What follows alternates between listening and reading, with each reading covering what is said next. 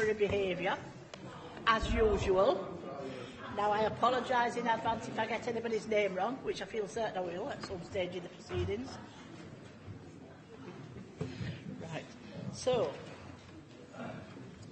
this is the last council meeting of the municipal year, and I am aware that we have long-standing councillors who will be retiring this year. So I wish to invite members to pay tribute to Councillor Jim Dodds, Councillor Linda Wilkinson and Jean Calvert, and I will hand over now to the Chief Executive of her.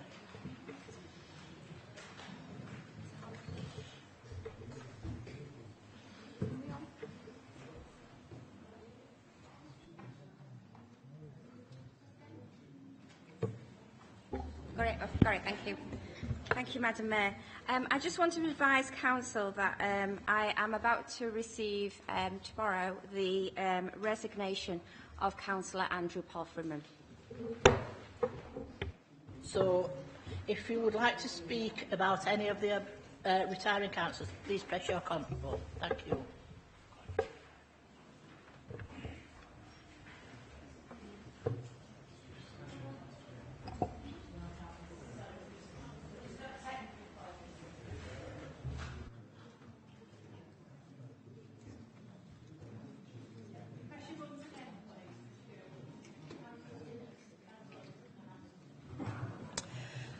Thank you, Madam Mayor. Madam Mayor, I'd like to say on behalf of myself and other members in this chamber that I'm very sad to see Jean Calvert go.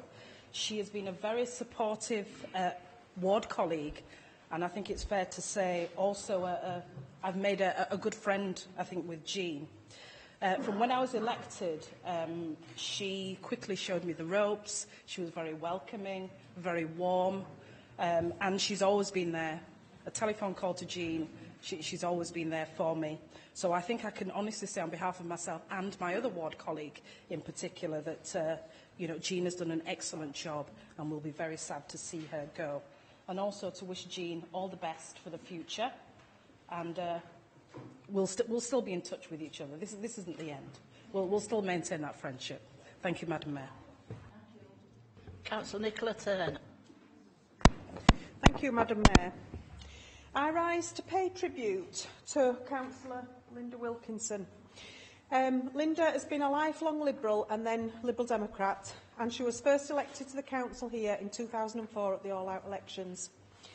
Through her 14 years as a councillor, she's actually increased her share of the vote in the poll at every single election, which is actually quite a rare thing to maintain over such a long period of time. During this time, she has acted as our adult social care spokesperson and has worked on a great many things to do with services for the elderly and health and well-being. And she has sat for many years on Huddersfield Planning, where she was actually chair for a while. She's been a determined campaigner and has championed several campaigns, including the Tolson Museum, to keep the fight, to keep that open. She also fought for maternity services and to keep the A&E here rather than moving it to Calderdale, and she continues to campaign for the HRI. Linda was trained as an accountant. I don't know if people know that. And she has a reputation for diligence and attention to detail in her committee work and her casework. And she's well known in Almonbury for her face-to-face dealings with the public. It's typical of Linda that she's not actually slowed down in this final year of her being a councillor. She's continued the fight for HRI, and she's taken up a role on the police and crime panel. And something I didn't know about Linda is that she's actually a keen rugby league supporter as well. So maybe we'll see her on the on the touchline. No, possibly not on the touchline, but at least on the stands. And she's supported them for many years. And she's going to take some well-deserved holidays. So you really, yeah, according to Andrew, your husband, you are. So that's pretty good going, okay. So Linda's not a kind of in-your-face type councillor, but she has been a very diligent and hard-working councillor and really stood up for her community of Almonbury. So we're going to miss you, Linda.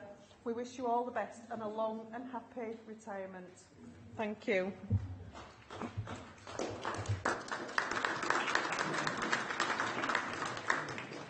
Councillor Homewood. Thank you. So I'd just like to say some words about my colleague, Councillor Jean Calvert. So I won't go through her entire council history, and mainly because she's been around probably nearly as long as I've been alive. Wouldn't have the time or the memory to tell you about everything. But over the sort of last 5 or 6 years, I've got to know Jean very well, and there's certainly a couple of things I can say about her. The first is that she's truly one of the people, one of the councillors here who is totally here because she cares about her community, and that's what she wants. That's how she became involved in politics, rather than being somebody who joined a political party because you know she wanted to get into politics. Actually, it was the other way around. She wanted to be a representative of her community, and she knew the way to do that was to be involved in politics and become elected. And you know, and for that reason, I think she's very fair, friendly with all residents, regardless of their political persuasions and backgrounds and things. And she's extremely popular in Ashbrow Ward. You know, already there's been a lot of people saying just how disappointed they are that she won't be their councillor anymore. And also, I just wanted to say about, just briefly, it's undoubtedly true that the changes that have gone on in Ashbrow Ward over the last 25 years have been massive, and the place is totally different to what it was for the better. And a large part of that is to do with Jean and other colleagues that she's had over those years, and it wouldn't have been that way without her. So I think we've got a massive debt of gratitude for that reason. And just from a personal point of view, I'd say that being a new person on the council, it's been really helpful to have somebody with that experience to be able to speak to over the last couple of years. And you know, with Jean as well, she's also got a healthy dose of cynicism about things as well. So it's good to sometimes have that perspective of things. And I think we've worked well together as a team for the last couple of years with Amanda as well. So, like Amanda, I'm sorry to see Jean go, and I wish her well for the future. And we'll still be in touch. Thank you.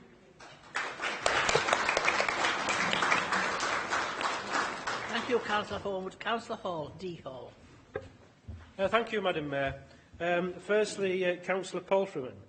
He would, of course, have sincerely liked to have been here tonight, for it to be his last council. It's such a shame that his illness at the moment prevent him from being here. I've known Andrew a long time, since he was first elected, long before I was a councillor, of course, when I became a member of the Young Conservatives in Batley and Spain, 28 years ago. And I have to... I know, you can't believe it, but it's true. I owe him a lot personally for the encouragement that he's given me, particularly as a young councillor, and for his encouragement to get involved in politics at a time when, quite frankly, the Conservatives weren't very popular. I can remember canvassing for Andrew Palfreman in the Spen Ward in, I think it was 1996. I was his agent at the time. I was being chased down many a garden path and having dogs set on me and all sorts of things. But Andrew was doggedly there, and he kept to it, and I'm sorry he lost, but then he made a comeback in the Burstle and Birkenshaw ward, which is represented ever since with great success. And I think Andrew's great strength is the fact that not only has he been a great advocate for his ward, and he's cared about his ward in all that time, but he's also had a good strategic mind. Under the Conservative administration, those 10 years ago or more, he was very instrumental in making sure that some of the things that we did at that time were thought through and implemented. And of course, he made a great mayor, a very model of the mayoralty, and a very respected mayor. And I just wish him all the best. I do hope his health does improve and that he's able to enjoy some of the pleasures that we should enjoy in retirement. I suspect cricket will be one of them, and I just wonder whether he might do some singing as well. And of course, it's a shame Councillor Cooper isn't here, because I know they had a great knockabout relationship, Councillor Balfour and Councillor Cooper, particularly at budget time. So my best wishes go to Andrew, and I'm sure there'll be some more to say about him. Also to Jim, to Councillor Dodds, I think we all retain a bit of affection for those councillors that were elected at the same time. Jim and, in fact, Linda, both elected in 2004 when I first got on. Jim, of course, being a former group leader and deputy leader, a former deputy council leader and cabinet member for children's services, and particularly in that role as member for children's services, a very committed member who always had the needs and the aspirations of the children at forefront in whatever he did. And of course a respected ward councillor and a respected mayor. I have to admit I couldn't understand what he said half of the time with that Geordie accent, but it was always worth listening to, and I'm sure that Jim will now have more time to spend with Carol, and we wish you very well for your retirement, Jim. Thank you for your service. And of course sincere good wishes to Linda and to Jean as well for your retirements. To you all. I hope that you've had a fulfilling time on the council, and it's been good to know all of you. Thank you.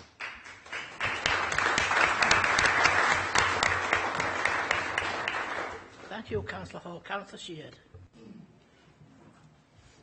Madam Mayor, I want to thank all the councillors who are standing down at this time.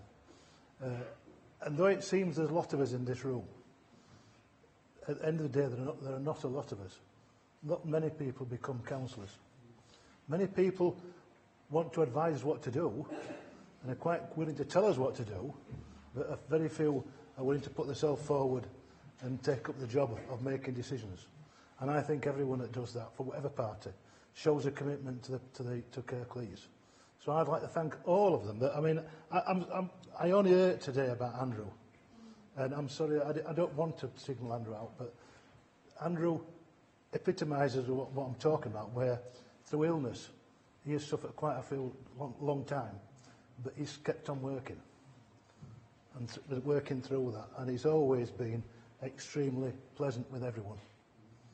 Even when he was having a go at Andrew, he did it pleasantly. He did it with a smile. So I'd like to thank all the retiring councillors, and I think it is true that they all put something into Kirklees and should be thanked for it.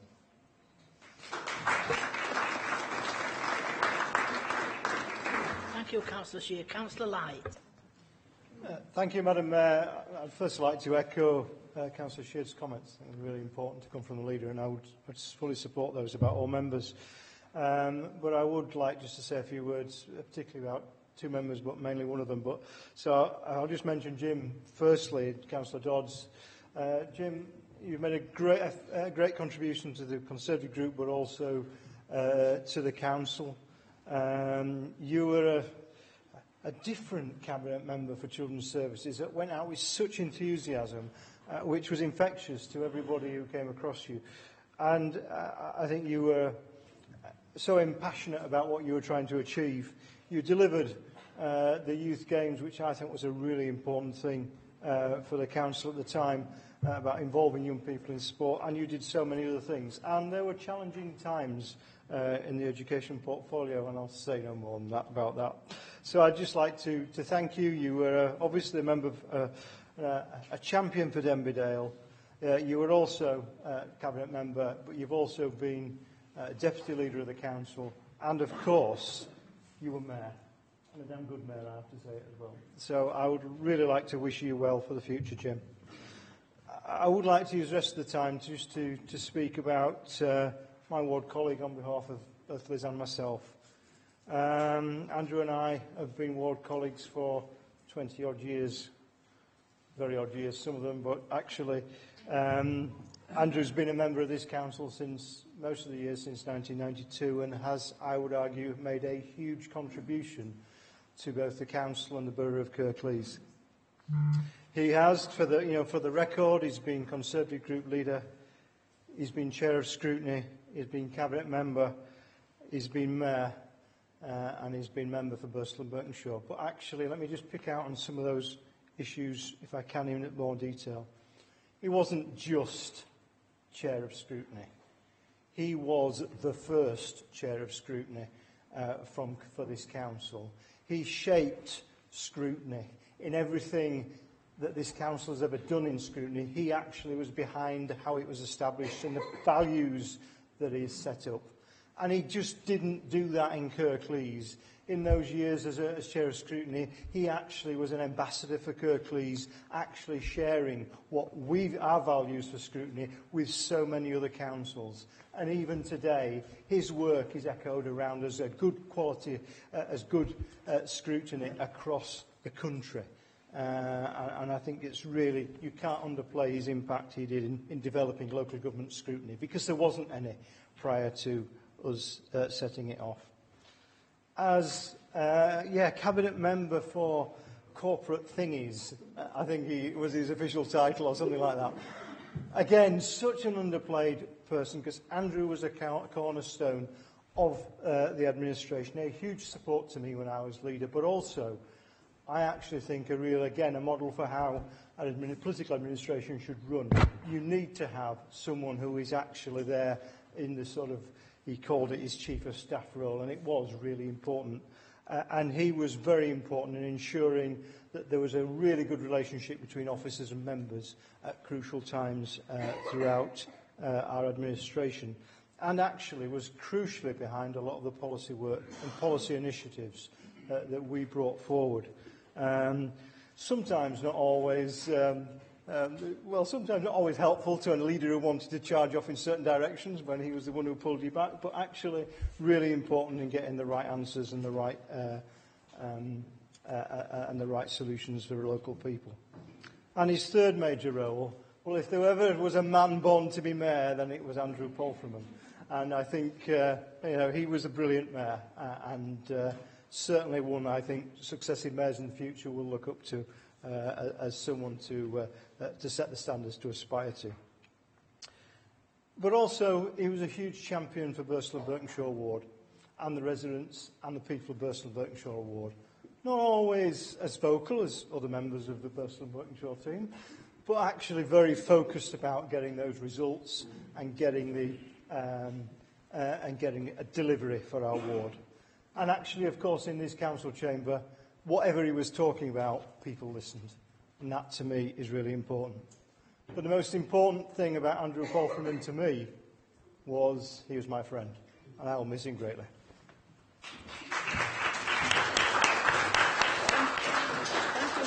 Thank you. Councillor Sims. Thank you, Madam Mayor. I'd just like to say a few words about a few councillors, really. Been on the council for 30 years. I keep seeing them coming and going. And it's been a pleasure to work with Andrew. Andrew was a real statesman, really. And he always felt as an advisor elder to me. I don't know why, but he was experienced in all sorts of things like that. It was a pleasure working with Jim, and Jim, as it's been said, worked very well on the education as cabinet member, and I'll not forget the hard work that he put in there. I'd like to mention Jean Calvert. Jean, I worked with Jean for a long number of time, worked with her to regenerate Ashbrow and her ward, and it was a pleasure working with you, Jean, on that. And it's been a pleasure working with Linda. Linda's very quiet, sits there, takes it all in, and then just fires one word in every now and again, but they can be quite subtle at times. So I would like to say goodbye to you all, and hope that you have a good retirement and get out there and do something and feel your youth again. And maybe that might work and you might come back as councillor again, I don't know. But all the best to all of you. Thank you.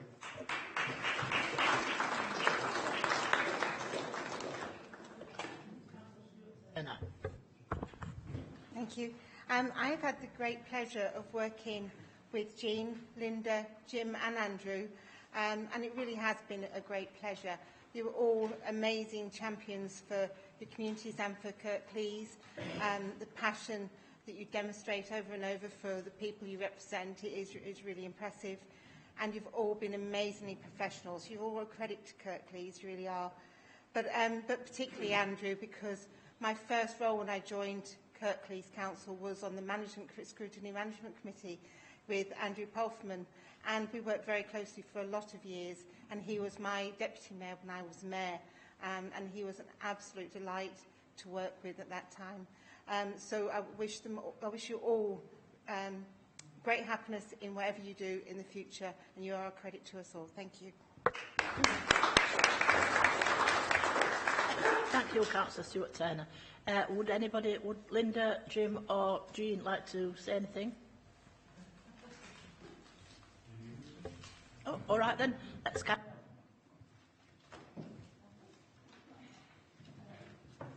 Start properly. I'd just like to say, on your desks there's a little dish, and that's for my charity. If you'd like to fill it with 50p pieces or even £5 notes, it would be extremely welcome, as long as long as you've got it back by the 23rd of May. That would be lovely. So your generosity would be overwhelming and very grateful. Thank you.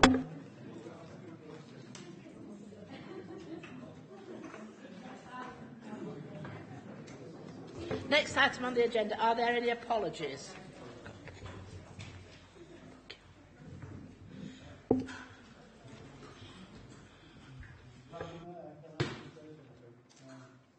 On this agenda is the sad loss of Vanessa Redgrave. I would have thought it pertinent at the start of this meeting that we gave a minute's silence for Vanessa. I know her very well. She was a good, hard-working officer. And I think it's remiss if we don't do that.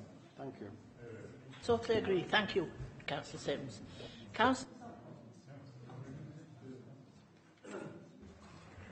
Yeah, Madam Mayor, apology from Councillor Mariel O'Neill. Thank you. Councillor Patrick. Apologies from Councillor Andrew Palfreyman. Thank you, Councillor Patrick. Councillor Allison. Apologies from Councillor Cooper, but fear not, he is watching. Councillor Lawson. We're all here, thank you, Mayor. Eventually.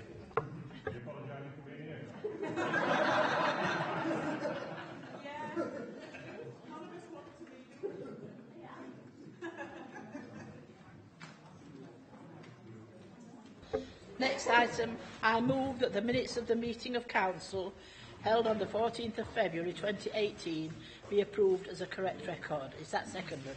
Seconded, Madam Mayor. Thank you, Councillor.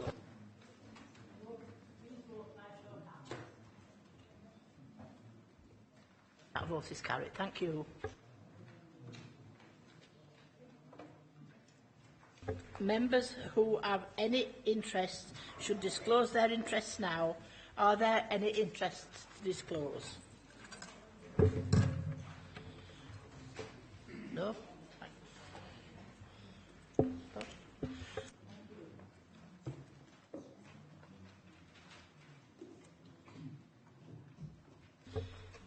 Petitions from members of the councils. Are there any petitions?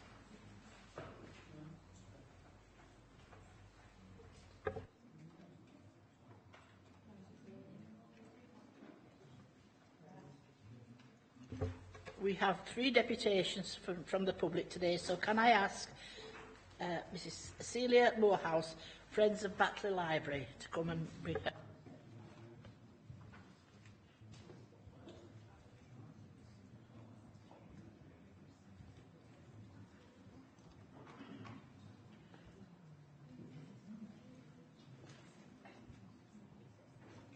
Good evening, Mrs. Morehouse. You have 5 minutes.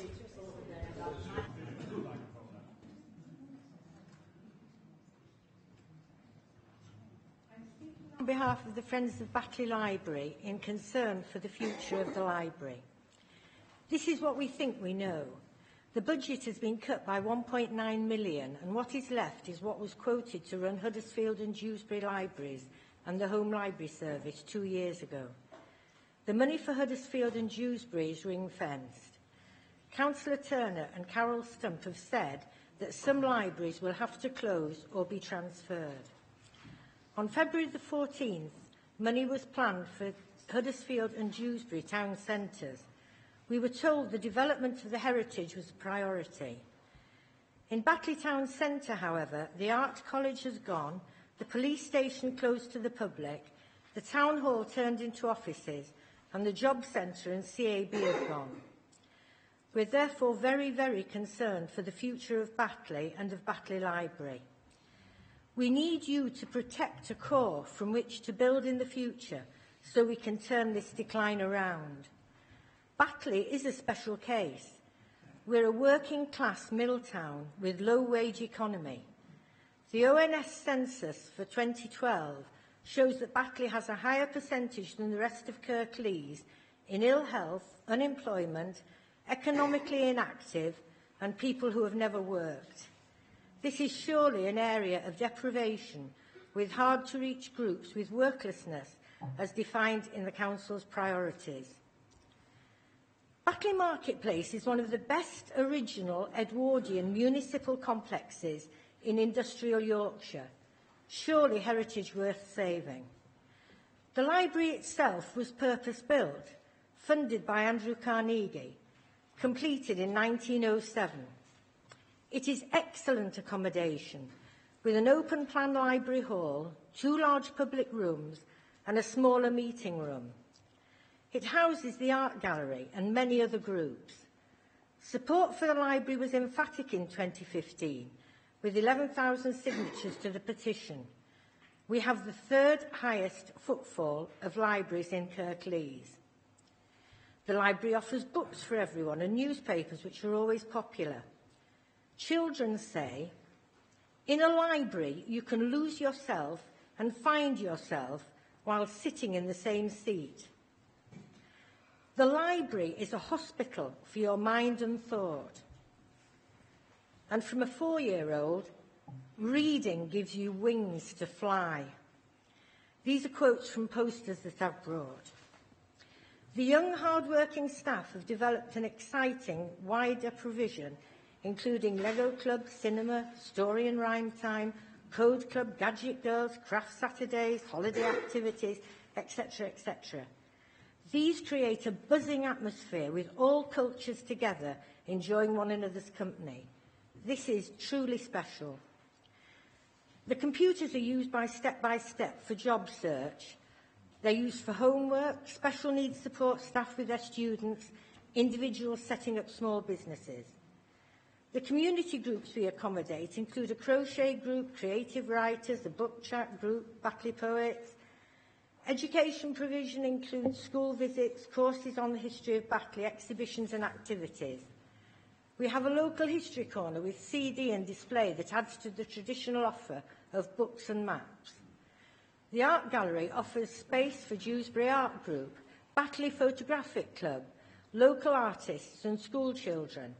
It is a peaceful, special place. We're very proud of our library and of the young staff who've delivered it so diversified so energetically. As Councillor Turner was quoted in Huddersfield Examiner on the 15th of September in 2015, libraries have, quote, evolved into community hubs where many groups meet. They can help alleviate social isolation and help with the Council's early intervention and prevention strategy, helping people live better lives. Into the future, Batley Library has an enthusiastic, committed friends group ready to take things forward with the staff and volunteers. Our aim is to open longer hours so we can create partnerships with A-level providers, trainers of mother tongue classes, providers of adult education, youth service, support workers for victim support, mental health service providers, safeguarding teams, the museum, the art gallery, and we're hoping to run one-off events such as bringing the local charities together. The value of the experienced staff supported by Thank you, excellent Mrs local... Morehouse. Can I just... I have to stop you there with 5 minutes. So I'll ask Councillor Turner to reply.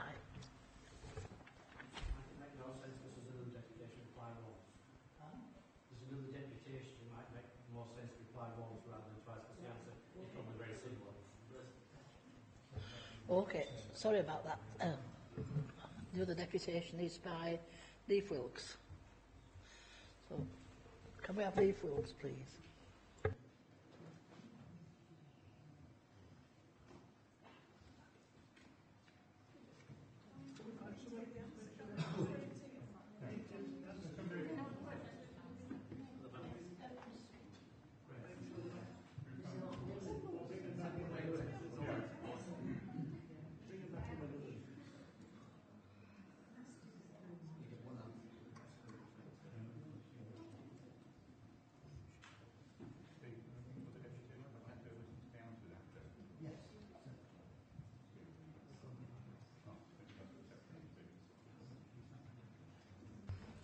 Good evening, Mr Wilkes. You have 5 minutes and then Councillor Turner will reply.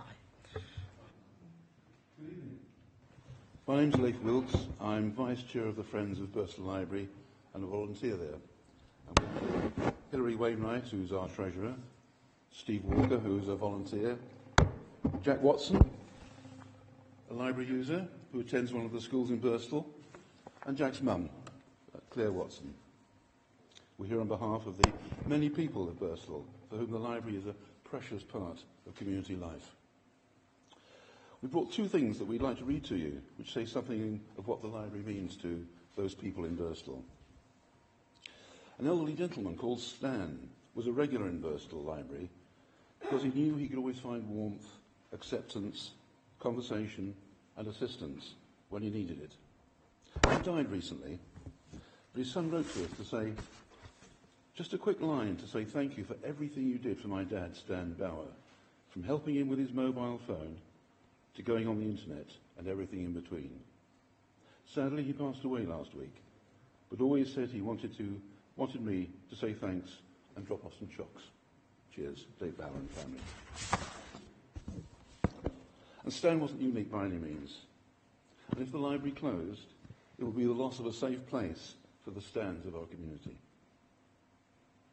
And a couple of weeks ago, we had a public meeting when actually over 60 people came to show their support. And Jack here stood up and spoke to us. Now, Jack attends Bristol Primary Academy, a school that relies on the library to supplement and enhance its limited resources. And this is what Jack said. Would you like to read what you said, Jack? Would you like to? My name is Jack Watson. I'm reading this as a pupil from the local primary school, Bristol Primary Academy, as a 7-year-old boy. I've been coming to the library from a young age. When I got my library card, that is when my life began. I could find out anything and everything I needed to know about how and why people did what they did. Without the library, I could not continue my schoolwork and learn about life. The library is the heart of our community. The people would use a library for many things. Without it, there would be no Lego clubs, there would be no story time or rhyme time for the toddlers, there would be no activities in the school holidays, there would be no knit and natter, there would be no IT classes and no health walks. And last of all, no memory of Joe Cox. I conclude my speech with the message, please don't close the library.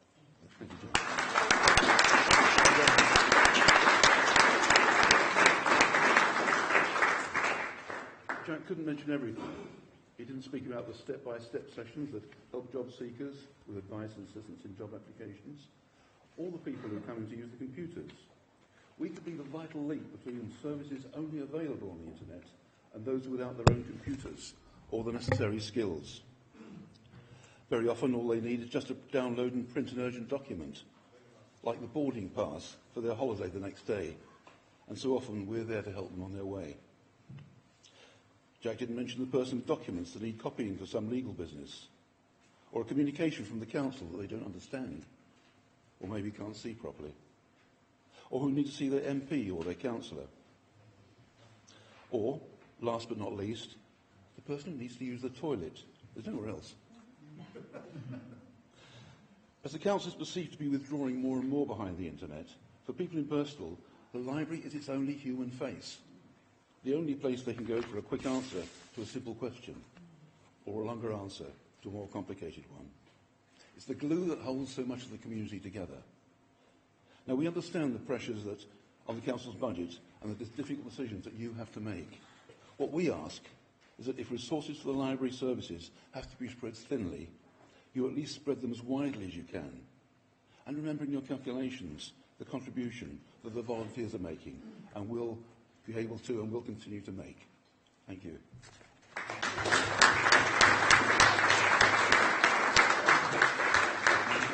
Right, can I ask you, Councillor?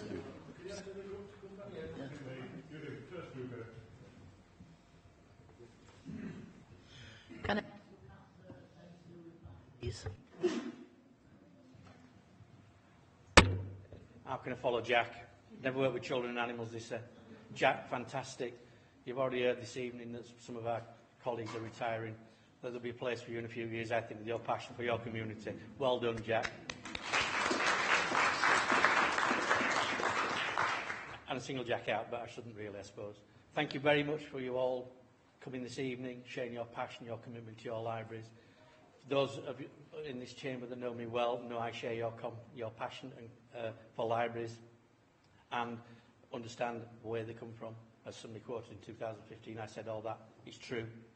Let's not beat about it. It is true. They are, and I'll steal this line, they are the only place you will ever go where nobody will ask you what you're doing there. And that's not my line, that's Chief Librarian's line. Or she claims it is anyway. But that's true about libraries. They are vital to our communities. They do a fantastic job. There's so many groups in there now. I think we did a really good job in 2 years ago when we reconfigured it and managed to keep 24 libraries. There is huge challenges in the budget coming up, but, and I said this to all the groups, and many of you know I've spoken to them, we will work as hard as we can as a library service. We are talking to other parts of the council to come up with a plan that will preserve as much of the library service as possible. As I said, I believe in libraries. I want to preserve the service. I want to deliver something that works for the people. But thank you very much for coming along this evening. I don't want you to say too much because the consultation hasn't finished yet. The time for talking will be re-engaging with people once the consultation finishes on the 2nd of April. But thank you very much for coming, sharing your passion for your libraries. Thank you very much. The council notes the contents of the deputation. Now, can we have Brian Coleman, please?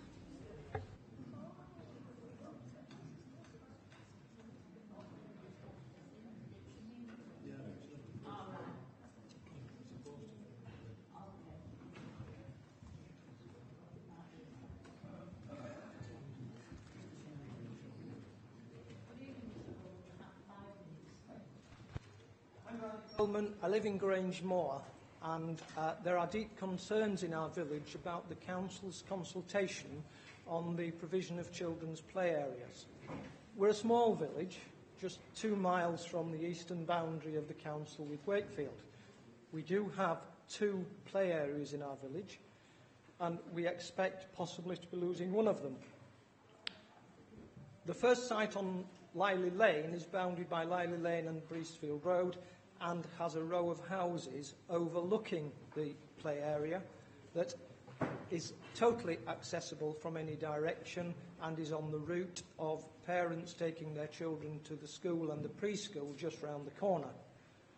The second site is not too far away across Breezefield Road, but it is situated in an enclosed playing field area that is no longer used.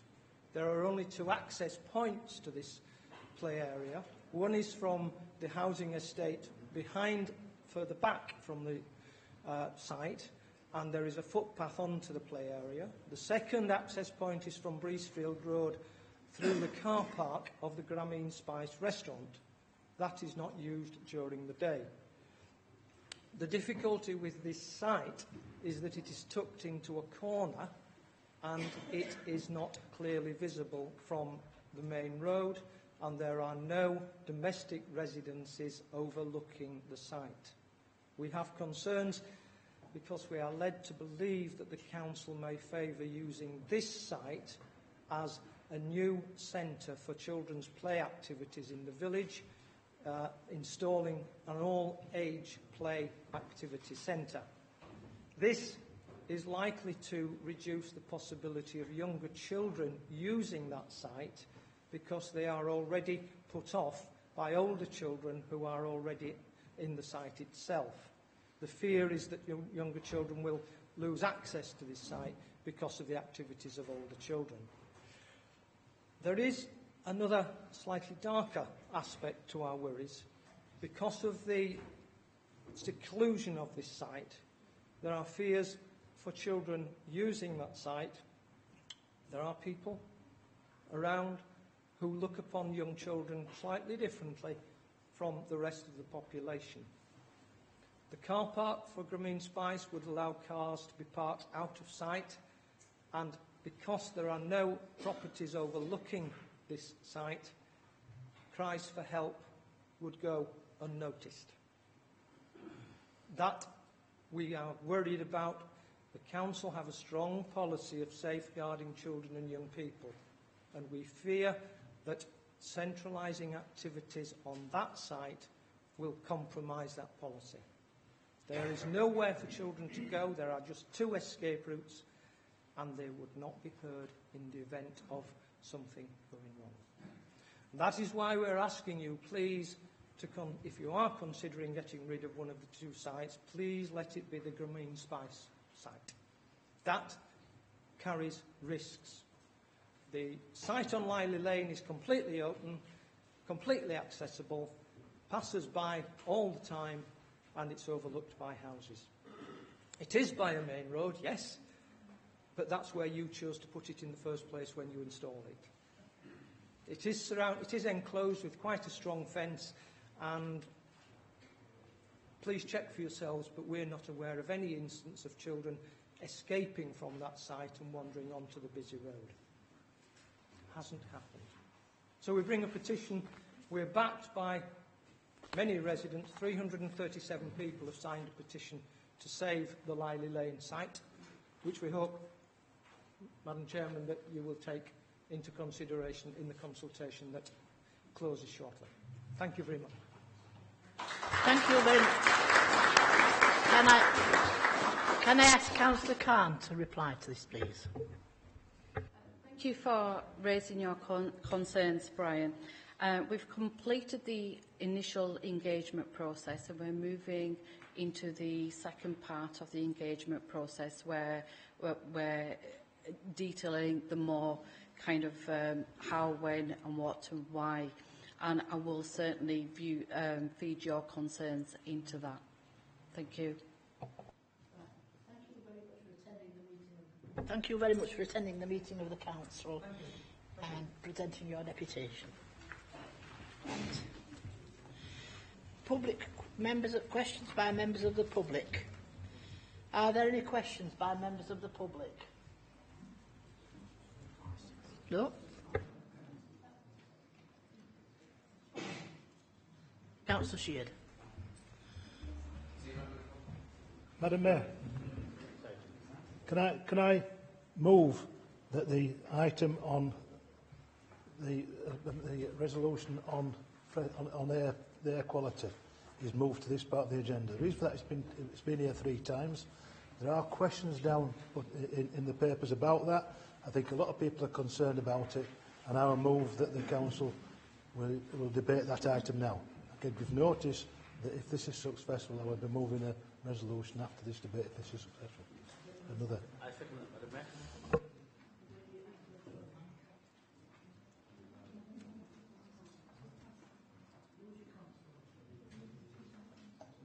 Use your consoles, please.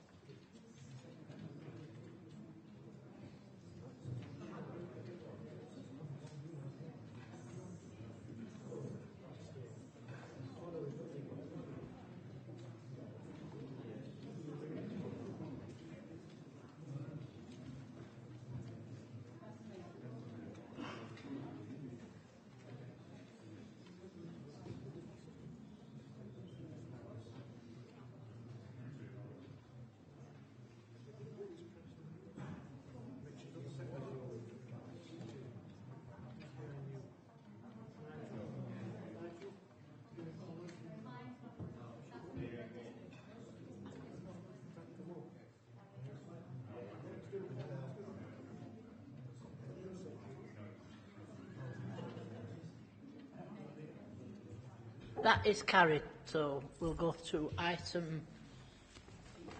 The second one. Okay. Let's go to item 18. Item 18, right. Right. Item 18, motion under the Council procedure review of the electrification of the transport. Sorry, it's 19. Oh, right. Right. Clean air. Sorry, Gordon, you're right. It's 19. Carry on. Motion under the Council Procedure Rule 14 as to clean air for Kirklees. Councillor Khan. Madam Mayor, for allowing me to bring this motion to Council. I'd like to table this motion on behalf of the Labour Group. Poor air quality has serious implications for people's health and on resources, and is a national issue of significant importance. The health impact that pollution from human activities has in the UK is estimated to cost approximately, staggeringly, 20 billion a year to the economy. Regionally, the West Yorkshire Low Emission Strategy in 2013 estimated the impact on adult mortality from fine particles to be equivalent of 1 in 20 deaths within West Yorkshire. When we break the West Yorkshire figures down, this equates to the equivalent of 173 deaths per year in Kirklees associated with poor air quality. We have seen improvements to this over the last couple of years, and Kirklees now has the second lowest mortality rate in comparison to the 5 West Yorkshire authorities. But this is far from good enough. It is for these reasons that it is important to identify areas of concern, sources of pollutants, and conduct improvement projects in order to reduce impact to mortality and quality of life. In response to this issue, Kirklees works hard on a national, regional and local scale on improvement projects through a number of work streams. Currently, we are working on the following improvements. Kirklees Council led on the creation of West Yorkshire EcoStars Freight Recognition Scheme. The scheme encourages operators of commercial vehicles to clean up their fleets and at the same time saves operating costs. This scheme is a free initiative to West Yorkshire businesses. The success of this scheme is currently under review, and an extension to the scheme is being explored for this year. Over 100 school transport buses have been retrofitted with exhaust technology to remove harmful exhaust emissions. Kirklees Council has installed smart traffic lights at the busier junctions across the district to improve vehicle flows and reduce congestion where possible, which in turn reduces emissions. This includes a new innovative trial of monitoring air quality virtually in partnership with a national leader in traffic control and other bodies. The aim is to give real-life virtual air quality output. This will allow us to implement various traffic signal control strategies to manage air quality and be able to determine their effectiveness immediately. These trials should be finished early in 2018. And then this could be rolled out into any area across Kirklees where traffic signals are present and would become a cost-effective way to try and manage the environment. Further to this, Kirklees Council are working with a third-party company to rationalise this traffic management system to improve air quality further by running a pilot which uses modelled air pollution emissions to dictate traffic light changes. The pilot for this scheme is along the A62 Leeds Road. West Yorkshire has been awarded funding from central government to encourage low-emission taxis. Kirklees, along with other 4 West Yorkshire authorities, are looking to install a strategic electric vehicle taxi charging network across the district, along with funding for the private hire sector. Kirklees Council are considering releasing further Hackney licence plates for electric vehicle taxis in order to encourage further electric vehicle uptake. Air quality assessments were conducted on the local plan to assess the cumulative effect impact of development on air quality across the district. Kirklees are working with West Yorkshire Authority and the Combined Authority to create a public electric vehicle charging network. Kirklees Council has a green parking season ticket which allows ultra-low emission vehicles to park within the council car parks for free.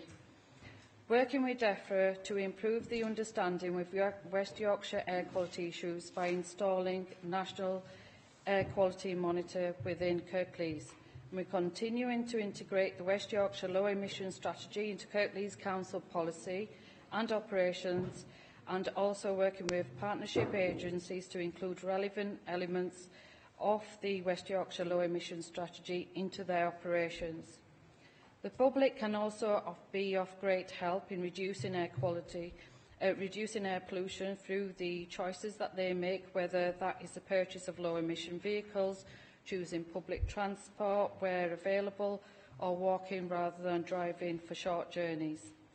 The Government's air quality plan has been slammed by the High Courts for the third time. Michael Gove's pledge to ban new petrol and diesel cars in 23 years is not enough to tackle health crisis now.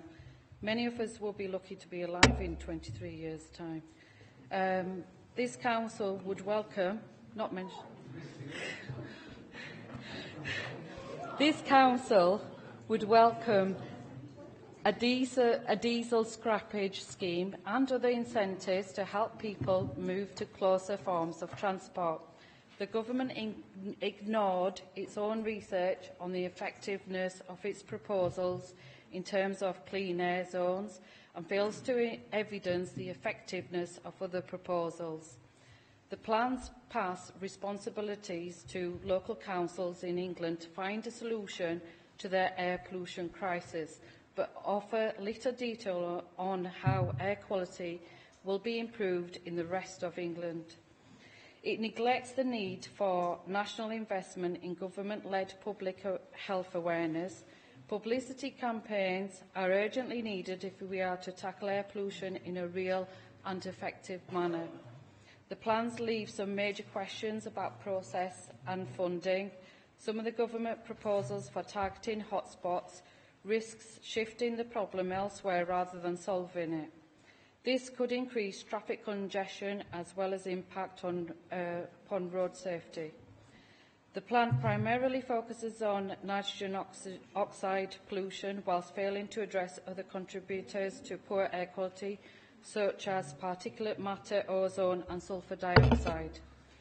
I am requesting that the Chief Executive write to the Environment Secretary to urgently review the Government's Clean Air Plan, produce a National Clean Air Act which demonstrates the Government taking responsibility as well as local authorities, and to act immediately to protect the health, well-being and economic sustainability of our generation and those of the future. To urge the Government to work with local authorities and industry to make long-term sustainable evidence-based changes. Thank you, Madam Mayor. I'd like to reserve the right. Thank you. Who is going to second this? Who is going to second that? Councillor Kendrick.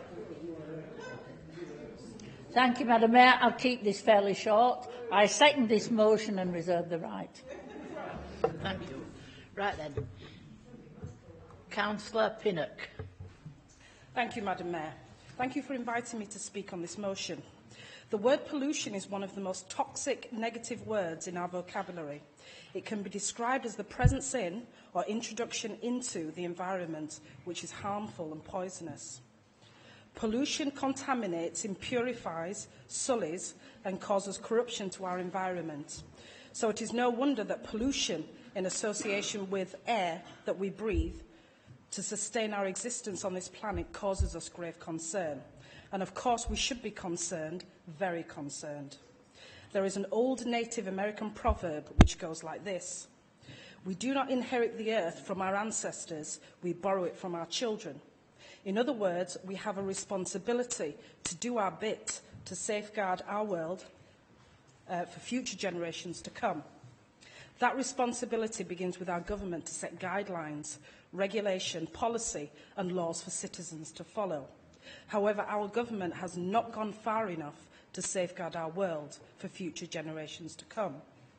The government's Clean Air Plan is inadequate and falls short of what must be done. And more is needed to tackle illegal levels of pollution. More is needed for clean air zones to be identified and adhered to. More is needed to legislate. More is needed to support local authorities like Kirklees during this transition. More is needed to safeguard our world for future generations, and more is needed to be done now. Vulnerable people are affected by pollution, such as small children, the elderly, and people with existing health conditions. And air pollution causes an estimate of 40,000 deaths every year in Britain, and was declared a public health emergency by MPs in 2016. In a recent High Court case by Client Earth against the Secretary of State for Environment and Transport, the government was ordered to take stronger action to improve our air quality. The High Court judge ruled the government's plan published was unlawful because it doesn't go far enough for local authorities to comply with as soon as possible. I am pleased to see and hear from my colleague that Kirklees Council are doing very important work to reduce air pollution within Kirklees so that we have a safer environment for future generations to come. And for this reason, Madam Mayor, I fully support this motion. Thank you very much, Councillor Bennett. Councillor Marchington.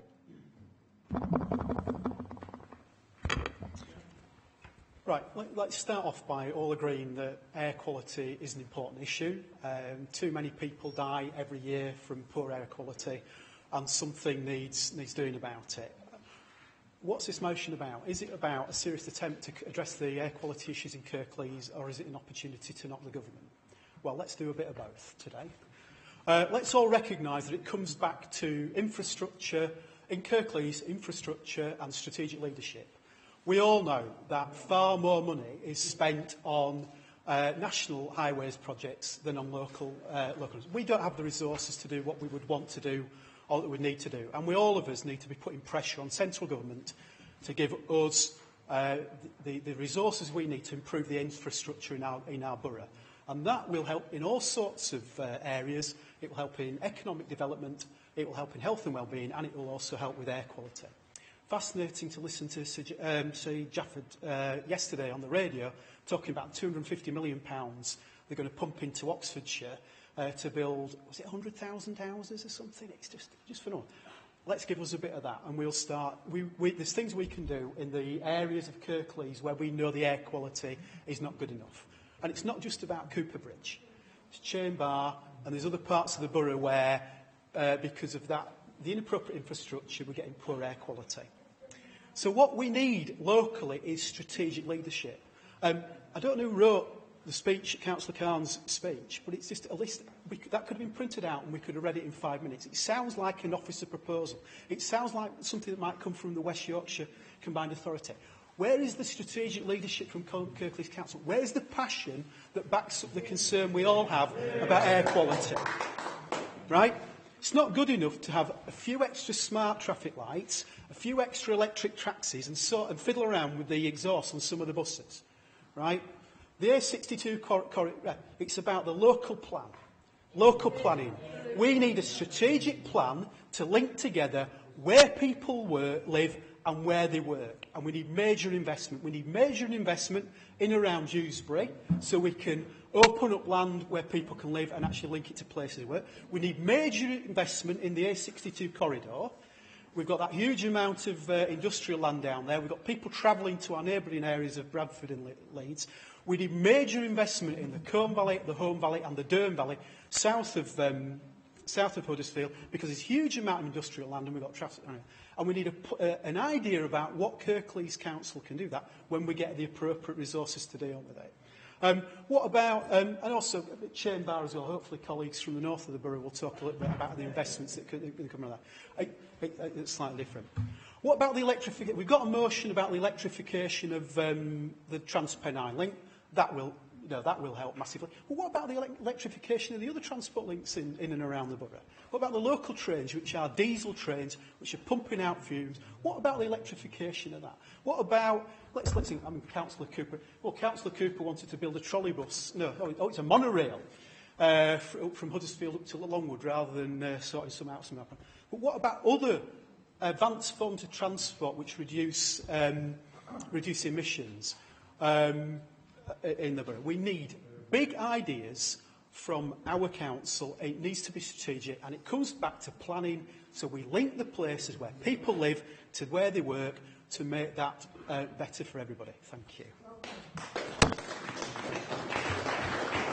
Thank you, Councillor Marchington. Councillor Smage. Thank you, Madam Mayor. I rise to propose an amendment to the motion, Madam Mayor. I'm not quite sure how the motion got on the papers in the first place anyway, because the last paragraph says this Cabinet therefore requests. I'm not quite sure how that got through. But the motion actually is about this Cabinet actually doing something themselves rather than writing letters. You seem to be very fond of writing letters and not really doing much. The projects that you have listed have happened over a number of years and are both at Kirklees and at West Yorkshire level. Clean air is a requirement for health and well-being. I think we're all concerned about the health impact of clean air. But when you look at the strategy for Kirklees on the website, it's from 2007. There's updates every year. In August last year, the Cabinet considered a report that declared 7 new air quality management areas in Kirklees. Now, I realise you've been waiting for DEFRA, but you declared these on your website in November. And we are still waiting to start consultation on action plans in the areas where new air quality management areas were declared, including one in Berkshire.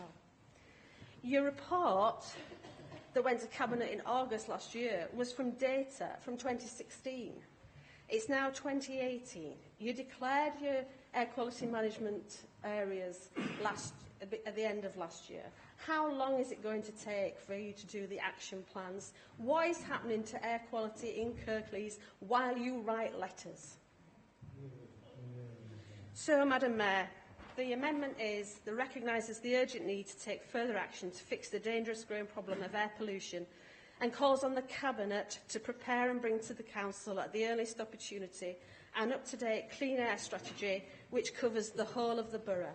Let us have a proper debate on clean air and let us do something about it in the areas that so desperately need it. Thank you, Madam Mayor. Thank you, Councillor Smage. Has that been seconded? Madam Mayor, I second and reserve the right. Thank you, Councillor Bolt. Councillor Mather.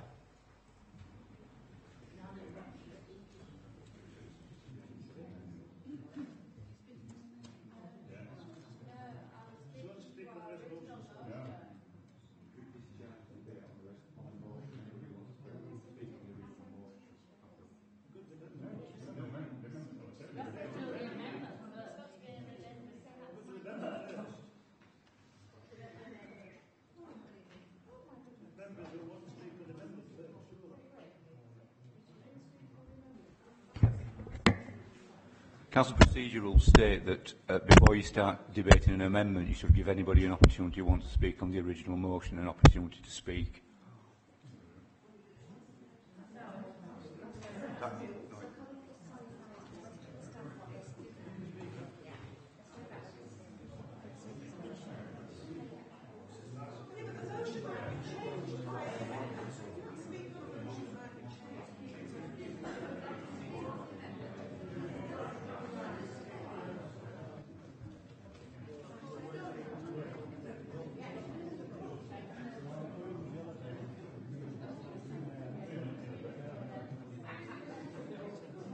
I think we'll have a 5-minute adjournment while we try and sort whether we should. Okay, let's take that into the next room.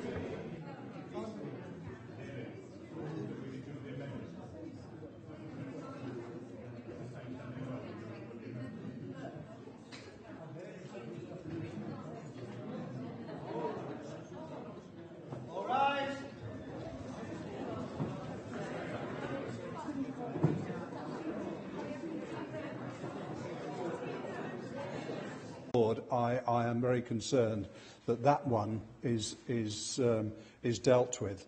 On the whole, I prefer the amendments way of dealing with the issue that we've got rather than the original motion. Thank you, Councillor Pinnock. Councillor McBride.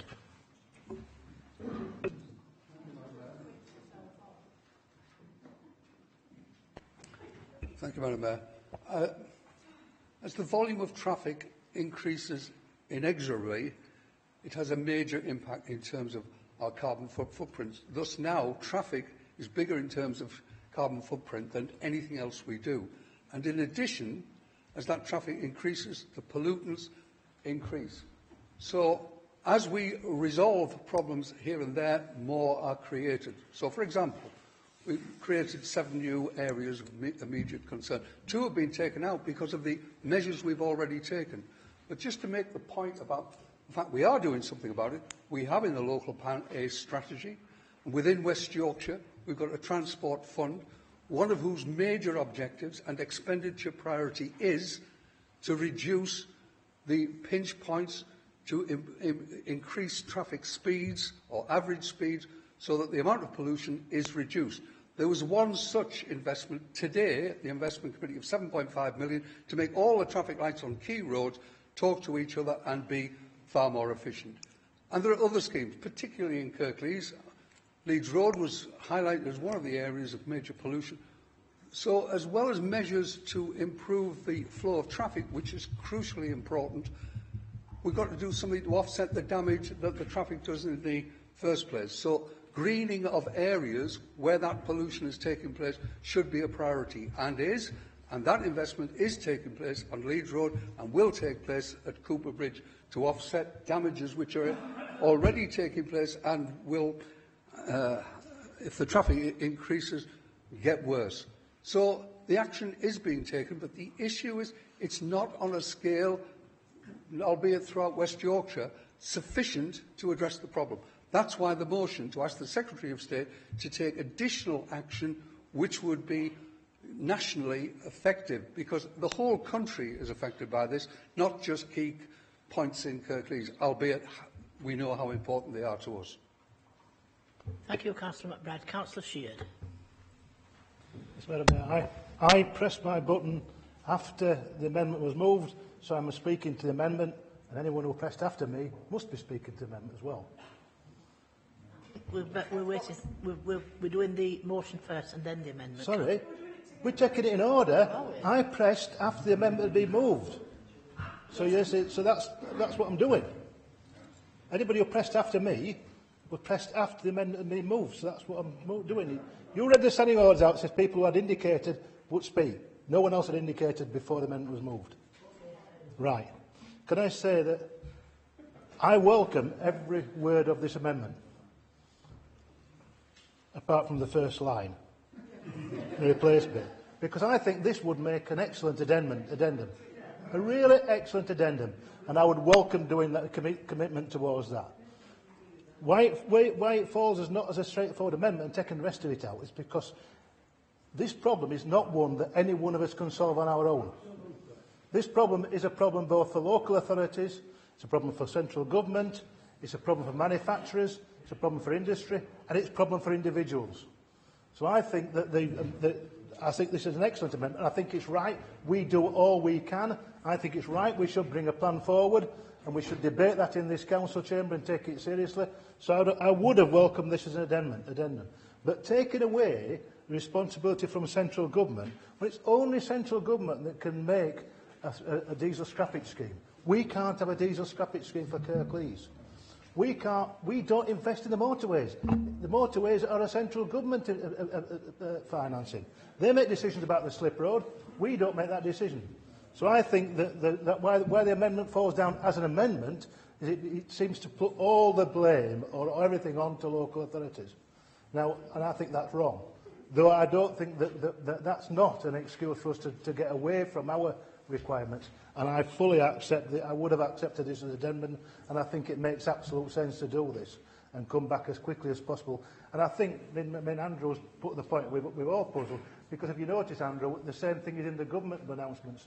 Their zones have included one junction and not another junction. They've changed the junctions on their assessment, what they're doing. So there are different assessments going out, and I know that the government have indicated they've given us requirements for things to do within the next 6 months as a result of the court case.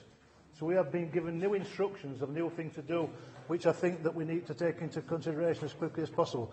But, as I say, this is a problem we've all got to work on, and that's why I think that we need to be approaching the government to do their bit. We'll try and do our bit, and I think we've got to put. And I think we also need the publicity to get businesses and to get individuals to do their bit as well. So I think it's raising awareness of this problem. Can I say that I have got a personal interest in this, because my daughter is an acute asthma sufferer. We had to fly back from Australia because she was in a coma for 4 weeks with asthma. And she was in intensive care for 4 weeks in a coma because of an asthma attack. And so the air quality affects some people much more than others, but it does affect everyone.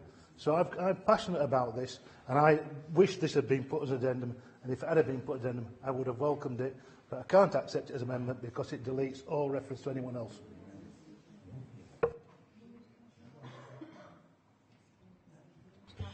Right, Councillor Bolt, I believe. Councillor Bolt. I think it's agreed that we will accept it as an addendum, but can you change your motion to actually say, it says at the bottom paragraph, this cabinet. We cannot vote on a motion that says this cabinet. Yeah? Okay. Thank you.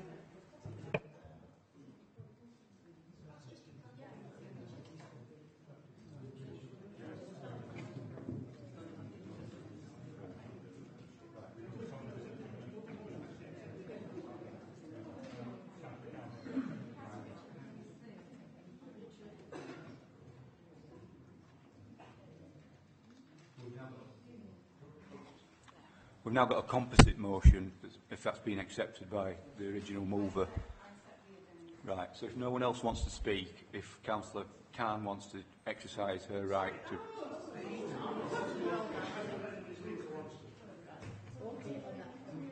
Councillor Turner. Thank you, Madam Mayor. That's quite helpful, because I was actually going to speak on both the amendment and the motion at the same time, just to upset everybody in the chamber. I think a lot has been said about air pollution, the number of people who die. I seem to spend the vast majority of my life in traffic queues, perhaps not the vast majority, but it seems to be quite a long time. If you try and go towards Wakefield at 6 o'clock in the morning, if you can get above 30 miles an hour, you're lucky. Going the other way towards Manchester, just as bad, apart from the little stretch over the Pennines, and even that's bad these days. Let's get started about going down into Calderdale to the hospital there, or a myriad of other places to go. And I think the point about this is, yes, we as Kirklees can come up with plans that can directly affect Kirklees, but air pollution isn't. There aren't any barriers that go round Kirklees and say that's our pollution and that's their pollution. Air pollution is, as it states, everywhere. And as you already said, Councillor Sheard, the motorway is a hugely significant contributor to the issues that we've got. And I think if we get to talk about the electrification of the railway, that is such an important aspect of this reduction in air pollution. I think what Andrew Marchington said about where people live and where people work is another huge contributing factor. The fact that you live in an area of Kirklees and possibly work in Wakefield or Leeds, and that you're using your car to travel, of course is going to affect air pollution. It's not rocket science. And the other aspect of this is that at the moment there's a big consultation going on about the trans-Pennine routes that run across the Peak District National Park, the A628 and some of the other routes, the A57, where air pollution and the lorries sitting there are a real problem. And they're looking to shift that off somewhere. Well, guess where? They want their lorries on the M62. Where's that going to impact? Chain Bar. So this isn't just about us. This is a national, and it's possibly even an international issue, actually.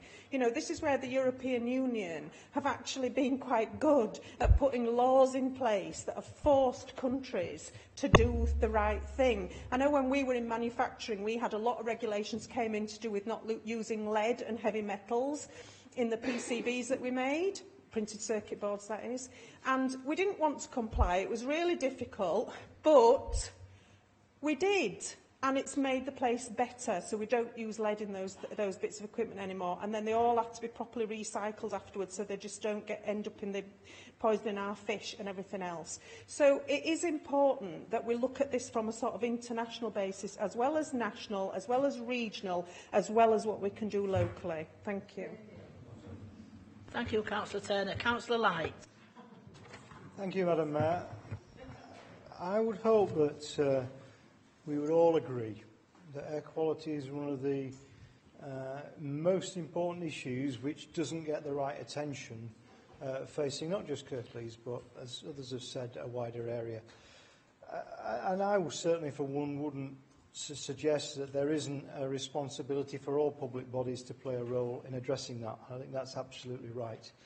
I think we need to think about how we achieve that through the various opportunities we get to do so. I welcome the fact that the Leader, on behalf of the Cabinet, has committed to accept the amendment, and actually the important statement that signals that the Council is prepared, or the Administration is prepared, to bring forward a up-to-date clean air strategy, because I think that is in urgent need of happening. And as Councillor Smage said, 2007 was the last time we had one. That's too long for us, given the changes to our environment and our pollution of our environment. Now, that air strategy, in my view, can't just be an air strategy. It has to link into the other policies of the Council. It has to look at the things that create pollution, and it has to look at the areas that are being polluted with poor air quality and look at how it changes its other policies to account for that. So all the comments about transport networks is really important that members have said, and I hope that will be taken on board. But crucially also is the local plan. Now, my ward, there's been, for the last 10 years, there's been two areas of severe concern in terms of air pollution. One which isn't as bad at the moment is Burstall Smithers, a natural, if you like, dip in the area. It just sucks in pollution to that area, and that has been a problem certainly the last 10, probably longer years in terms of air pollution. And equally, the M62 corridor through Birkenshaw, and Andrew Pinnett referred to the bottom end of his ward a bit, but it actually stretches up through into Birkenshaw. Again, natural ravine where pollution sits and continues to sit, and it will continue to sit for a number of years, no matter what is done in terms of new technologies, different vehicles, etc., because of the actual geography of the area. So you ask the question then, in those two sites alone, and I'm sure these examples would apply to other areas as well, you say, what is the Council doing then? So what does it think? Why is its thinking joined up? Well, if we accept that air pollution kills people, and we accept it's bad for the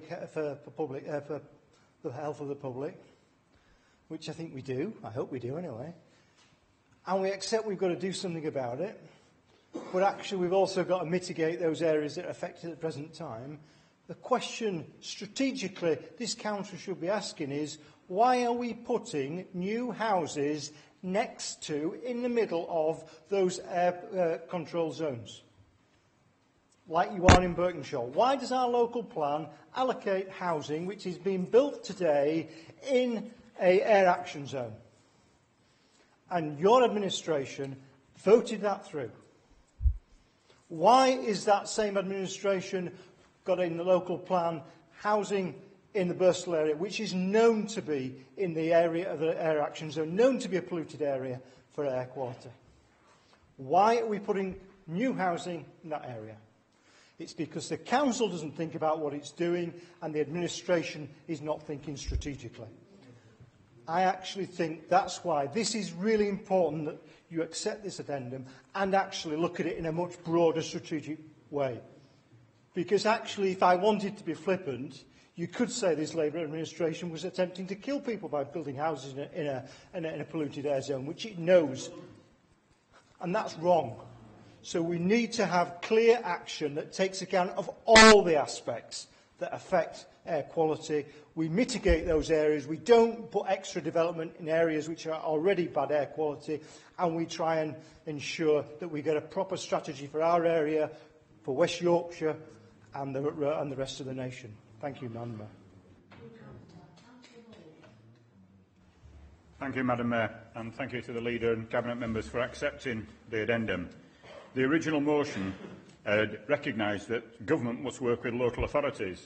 We now have emphasis on that and a commitment that this council will be doing something, because a council should be an exemplar. And before you go asking the government to take decisions for local councils, you must have a look at what locally elected members can do first, because I'm sure all those who are elected locally would have wanted to explore all avenues before handing over to government. So let's have a look at a few things that Kirklees has done to lead by example so far. We've heard in the initial speech that the council wants to promote electric vehicles. So in leading by example, how many of the council's fleet have been turned over to electric vehicles? Is it 100? 200? No, it's actually 3.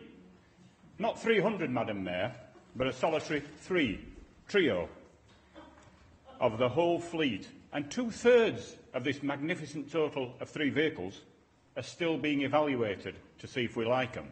So we're putting in lots of charging points, saying to the public, run electric vehicles, but we are not convinced as a council of the value of that, because we're still evaluating them by having document solutions running around in a couple of little vehicles and one sweeping the centre of Huddersfield. What have the Cabinet done in their time to encourage modal shift? How many more miles of greenway have there been built since this council was recognised European as an exemplar for developing safe cycling? Very little, really. What have they done to reduce schoolgate parking and congestion and thereby improve air quality at numerous locations throughout the borough? We sought to try and do that locally using New Homes Bonus and Area Committee funding in Murfield by employing wardens to both educate and enforce, and that was refused. We were told we couldn't try that. So we still see the same problem around our schools of congestion, air pollution and danger. Members have commented on the issues in their own ward, but I'd like to change from that. I'd like to look at what's happened in another ward that's still contributing to air pollution. And I'd like to what has this council and cabinet done recently to improve congestion in Heckmondwike? Because as the leader and many of the North Kirklees members will know, at the evening peak period, traffic backs up all the way through the Heckmondwike ward on the A62 until it gets to the Fountain Junction in Murfield, and when it flows. Now, if that junction had been improved, which we've been asking to, going back to the days when Peter Sykes was a Heckmondwike councillor, and officers had told us that we could change the phasing of the lights and improve it, then we wouldn't be having traffic queuing for 2 or 3 miles down the A62, almost back into Birstall ward. We'd have had traffic flowing and reducing air congestion. So we've got to look at that. What else are we doing then for the other hotspots? Why aren't we using our powers and persuasion to have more effective bus services, something that we've raised at West Yorkshire? There isn't a direct bus from Huddersfield to Leeds, which is one of the main corridors for work. We have powers of persuasion, we have powers at West Yorkshire level to demand. We should be saying to the bus operators, we want an express bus, and a point that Councillor Andrew Pinnock makes frequently, there should also be one on the A58 running through Brighouse, Cleckheaton and those ways. We have to divert people from using cars to using other modes.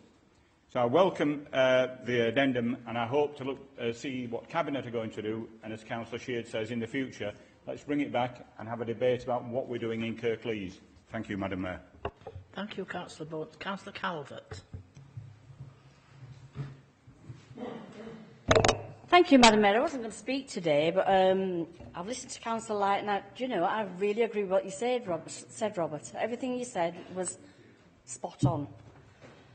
And these are the notes I wrote before you spoke, but this is why I've stood up.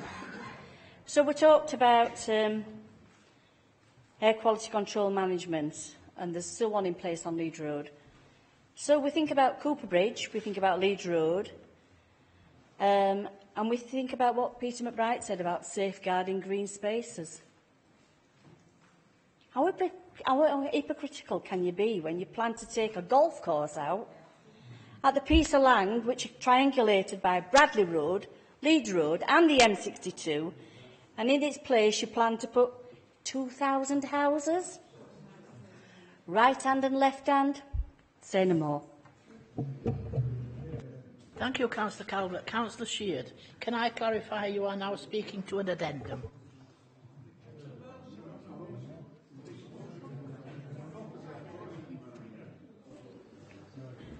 Just a correction for Robert. The LDF wasn't put in by the Labour group.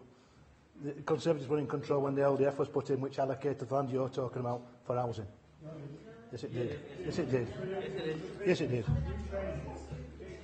It did.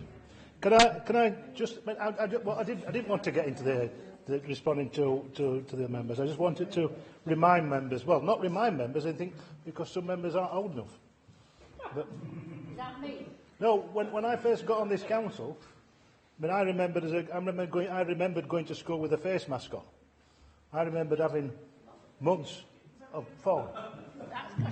I remember having months of fog, a smog that went on for 8 weeks when you're going to school. I'm having to wear face masks. And then when I got on the council, the big debate at that time was smoke control zones. A massive debate. There was lots of people arguing against having smoke control. And the last area that got smoke control was the Home Valley.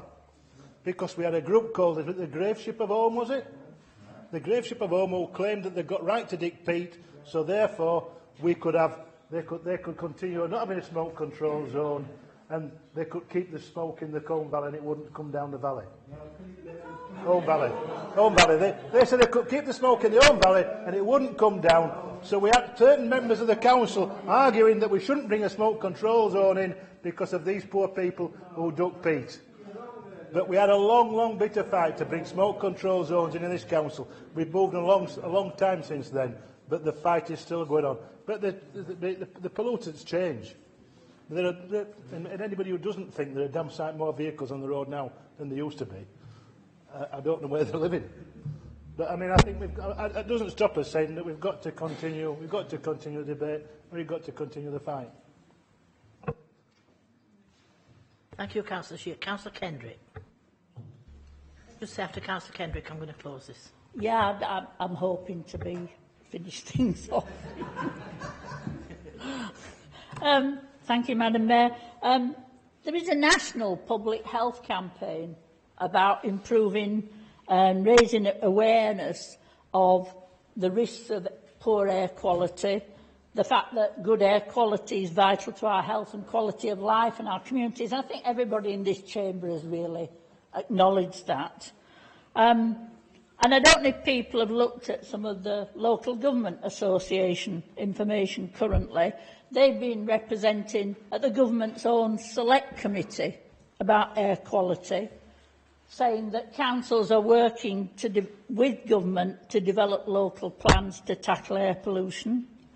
And those will include a range of measures, and it's essential that those are approved swiftly by government and fully funded and resourced, because the Local Government Association is saying on behalf of all of us, all councils, that it is essential that resources are put in and by central government, as well as addressing those wider things like highways networks that aren't in our power. And one of the real points that I felt the LGF made to the Select Committee is that the 2040, will I still be alive? I could still be if I'm lucky.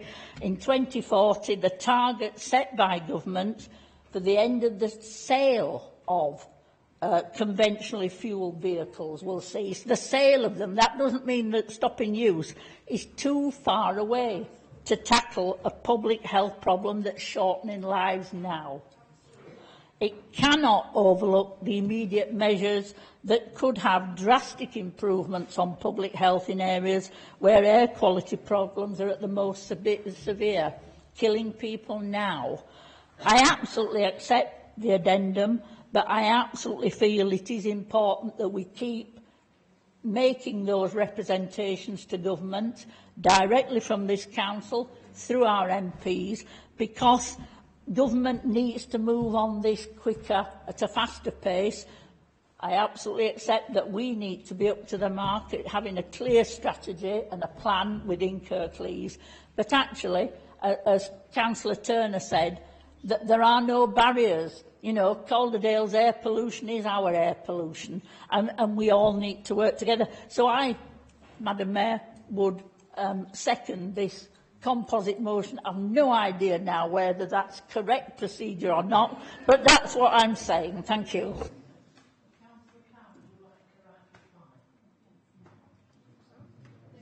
Mayor. Just a couple of things I want to address.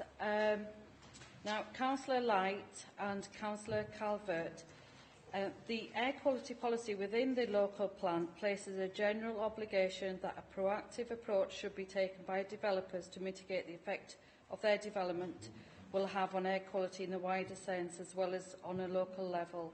Now, in terms of the issue that Councillor Pinnock brought up with regard to Chain Bar, for an air quality management area to be declared, we must have a scientific and evidence-based approach for that decision, and we have been monitoring the trends of the air quality in the area for a long time.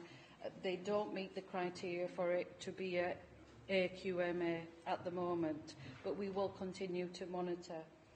Now, Councillor Smage, I have outlined everything that the Council does, and we recognise that we need to do a lot more.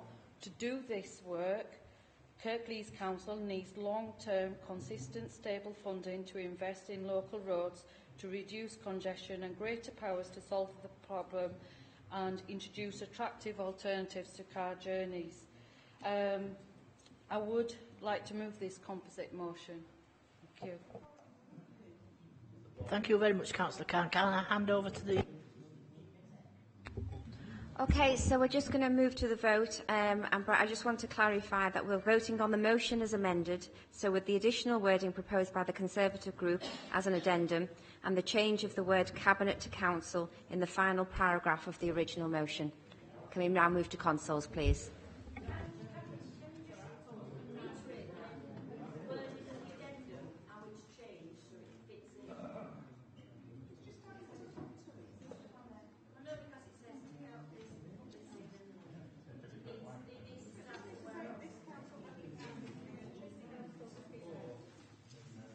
Back on. Okay, so just to clarify, the wording proposed by the Conservative Group is to recognise the urgent need to take further action to fix the dangerous growing problem of air pollution, and calls on the Cabinet to prepare and bring to the Council at the earliest opportunity an up-to-date clean air strategy which covers the whole of the borough. Go to your consoles, please.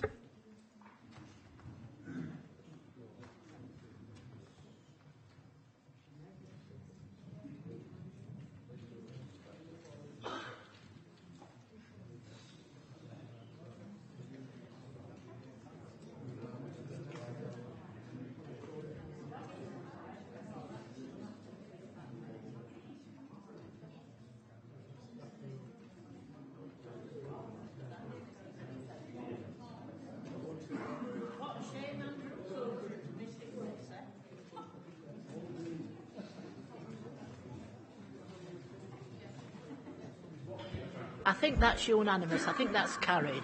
And can I just say we're having a 20-minute break now because we need a comfort break. We're having a 20-minute break.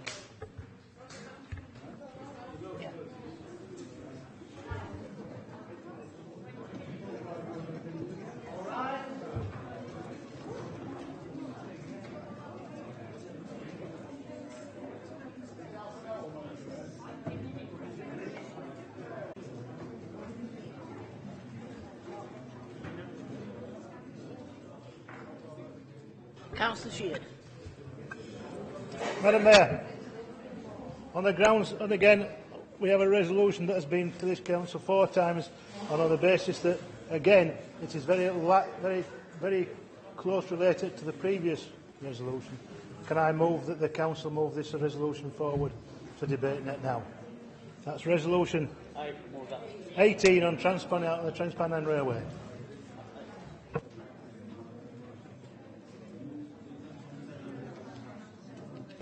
Shall we move to the vote on that proposal, please? So, were you listening? Move.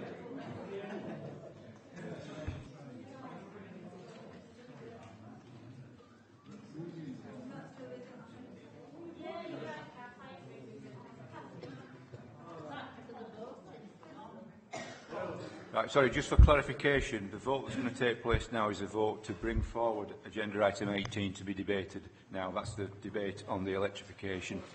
Yeah, or was that for clarification?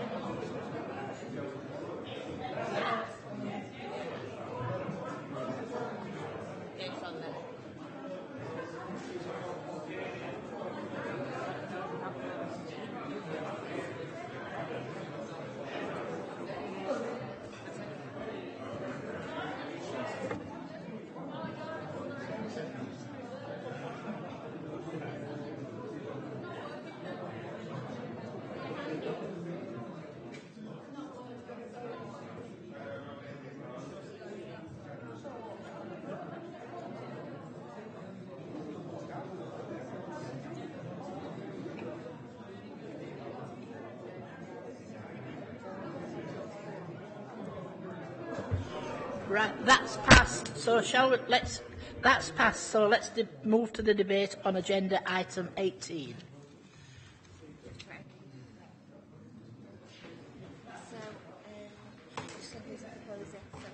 Yeah.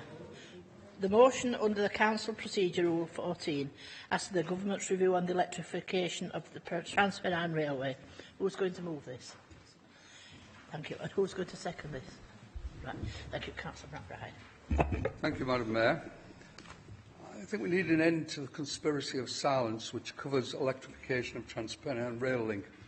Twice we've been told it was on the cards and twice it's been paused.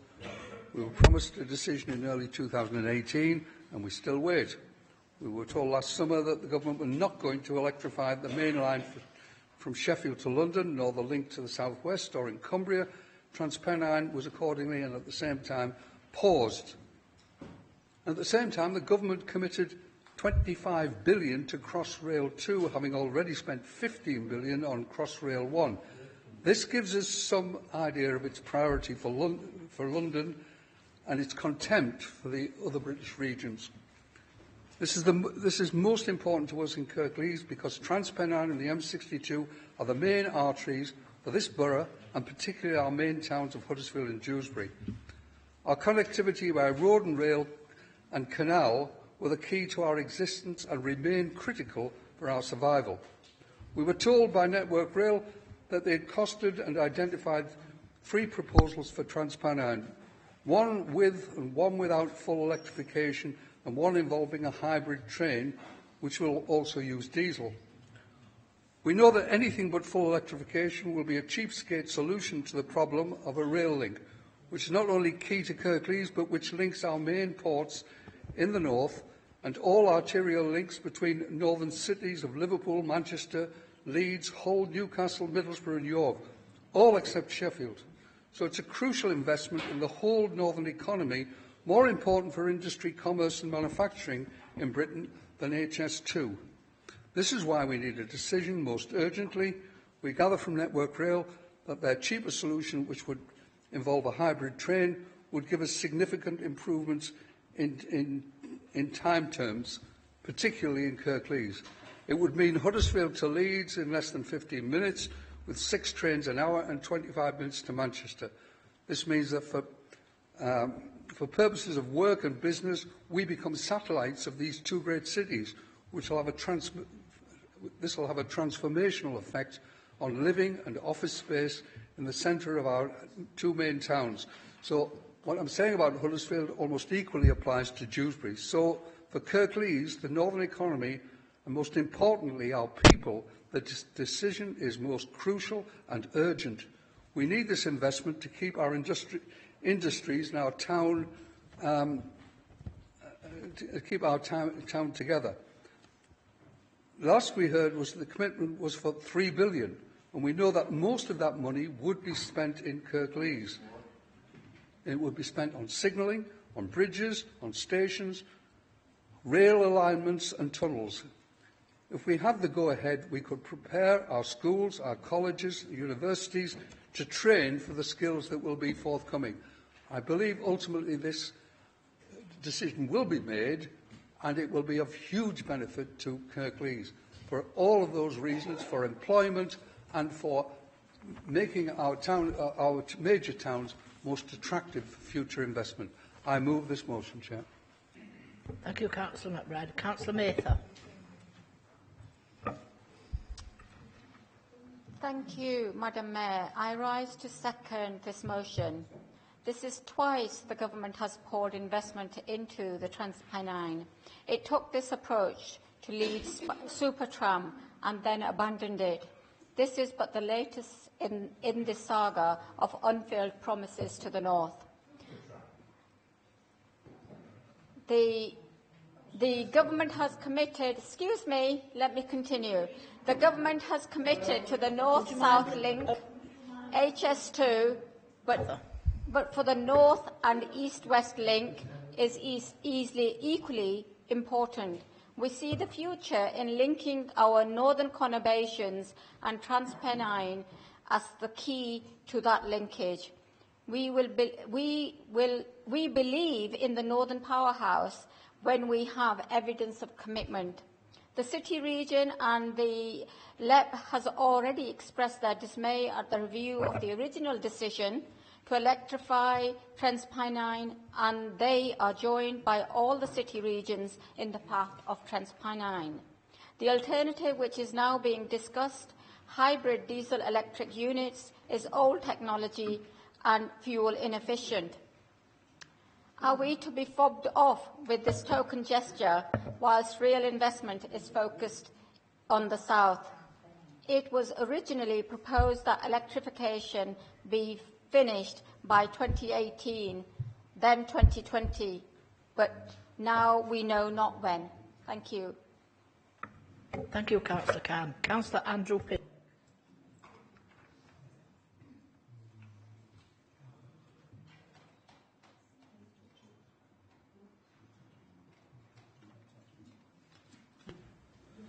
Thank you, Madam Mayor. I rise to support this motion because I think that it is something that is absolutely essential. Councillor McBride has mentioned a lot of the issues, but there is one reason why I think it is absolutely essential, because if by some miracle HS3 ever comes to pass, it won't go through Huddersfield, it'll go through somewhere else. So in an effort to get from Manchester to Leeds quickly without stopping anywhere. So we will all lose out on that, which makes the Transpennine line of even greater importance. Now then, for anyone who's travelled on that line, particularly the bit between Huddersfield and Manchester, you will notice that it is not very straight.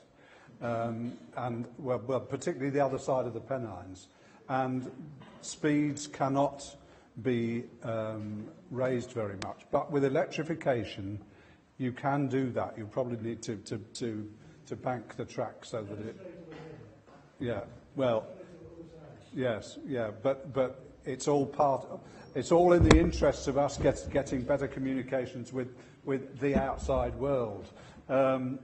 it's for money not to be committed to this is criminal, actually.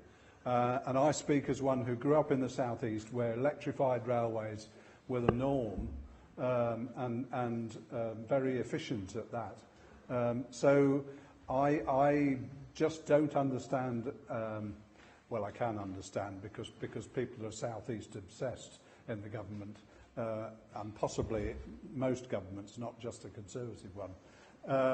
It will be important for us to have this line electrified for the reasons that I've mentioned, and as I say, I wholeheartedly support this motion. Thank you, Councillor Pinnock. Councillor Nicola Turner. Yes, I rise to support this motion. Obviously, it's got my name on it, so I ought to do, really. Well, you know. The ward I represent, this line goes directly through, and we have Slathwaite and Marsden stations. There's already quite a lot of consternation up the valley with the changes to timetabling that we're seeing. There's a lot of uncertainty as to what's going on, because they're chopping the trees down 6.5 metres either side of the railway, and residents are being told that this is due to electrification, but on the other hand they're being told there isn't electrification. So there's a lot of confusion, then it's about leaves on the line and all that kind of thing. So there's a lot of confusion, there's a lot of upset about what may or may not happen.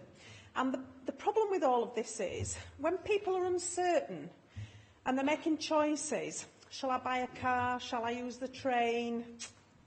Better buy a car. And it goes back to what we've just been talking about traffic, about sitting in traffic queues, about using the motorway and everything else. We need some certainty about this. And the thought of not electrifying that stretch of line, where are we going with this? Diesel is a dirty word now. We're not allowed to have diesel cars. We really shouldn't have diesel trains. You know, electricity, at least we can capture the carbon when it's going up through a chimney, or we can use renewables to create electricity. There are ways of dealing with the pollution elements of electricity that are easier to deal with than with just diesel going off, belching into the atmosphere. The thought that this might take another 20 years to deliver or not be delivered is absolutely crazy. We need to know the future, we need to know the plans, and we need the investment in our area. So many people live here. There are so many issues with deprivation that we need to open up, that we need to actually make this area a better place to live. We need to have better technologies, and none of that is going to happen unless we have some sort of electrification and some kind of investment in where we live. So I want to see this happen, and I want everybody to support this motion if possible, and urge the government to actually invest in our area, because without it, I fear for our future. Thank you. Thank you, Councillor Turner. Councillor Watson.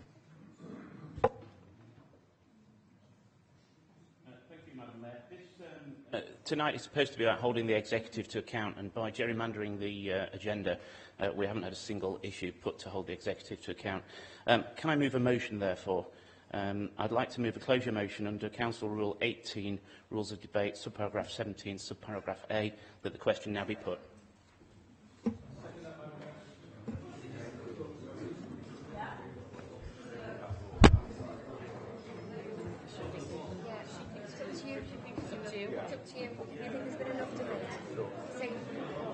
Clarify, please. Yeah. I didn't hear quite what you said.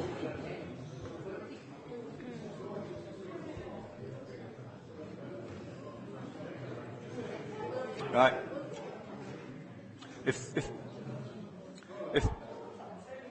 If the Mayor's of the view that an adequate debate is taking place, the proposal to move to the vote can be put to the meeting. So, just to clarify, the vote will be on to go to the vote as opposed to the proposal on the table.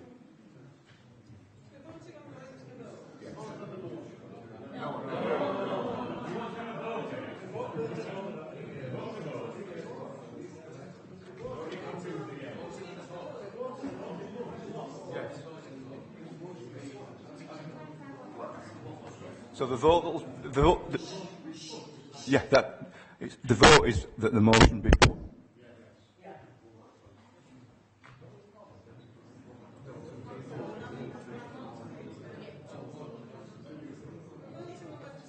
Will you use your consorts, please?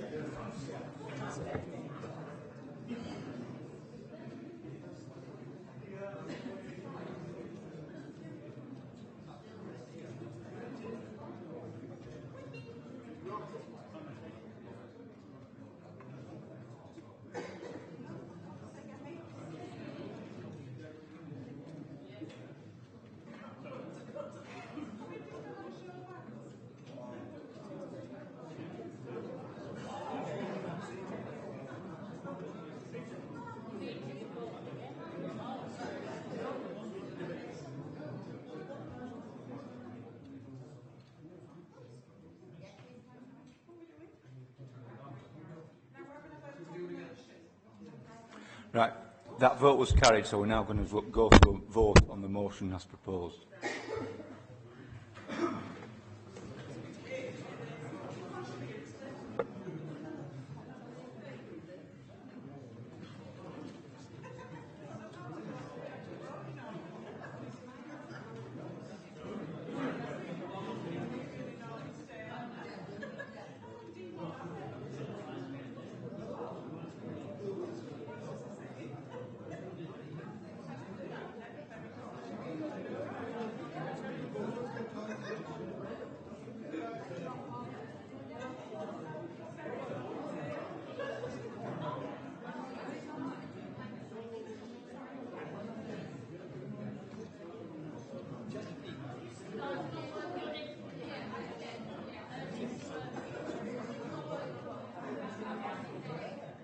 This motion's been passed. So now we go to we go back to Carry on.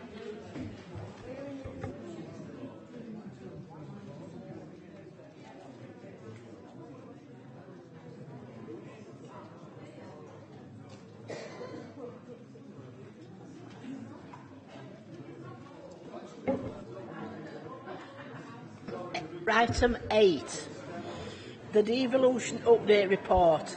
I will ask Councillor Sheard to move this item. Please. Right, could I ask Councillor Sheard to move this item? I think it's just a debate rather than moving anything. It's just a debate. And can I say that reason I think that it's important that we discuss it, but we're not at the stage where we have to make a decision as a council. I think it is important that we rehearse some of our views on the devolution debate that is taking place at the moment across all of Yorkshire. Can I say that, just a bit of history for me, and I think I will remember it, that I think it's true to say that there are very few people outside of that big building down in London who were in favour of elected mayors. And most of the votes that were people voted against having an elected mayor, and most have started from that point against elected mayors. I've got to say the only time that I would ever consider having been mayor was when I was considering whether I should take my turn to be a mayor, and the only thing that attracted me to it was Boss Hogg, because I fancied wearing a white suit and a white Stetson. But otherwise, I had no idea to be elected mayor whatsoever. But we're in a situation where we were told that these devolutions were happening across England, and the price of it, of being considered, was to have an elected mayor. So we came round to say, if that is the price of it, in West Yorkshire we said yes, reluctantly, we would look at it if we were elected mayor. And in fact, we negotiated with the government minister at that time and civil servants, and we worked on the details of a West Yorkshire deal, down to I think it was 8 pages of the powers we were going to have and everything else. We were told later that was scrapped because it was vetoed by Conservative MPs. And it was a Conservative minister who told us that it was vetoed. We then went into a debate where the government kept saying, you can't make your mind up. We had made a mind up in West Yorkshire, but he wouldn't accept that. Though he did accept Manchester, and he did accept South Yorkshire, which was much smaller, but he wouldn't accept West Yorkshire. So what the leaders across Yorkshire got together, and we debated it, because it rapidly became obvious. The minister actually said himself, he said, he's going to direct funds to areas that had an elected mayor. And he was going to specifically give them more aid than areas that didn't have an elected mayor. So the situation was, by not having an elected mayor in most of Yorkshire, we would suffer. So all the Yorkshire leaders got together, and again, it's not councils deciding, because that would have to go back when the deal came out, and we'd have to look at the details of it. But we all decided that we would go for a Yorkshire mayor.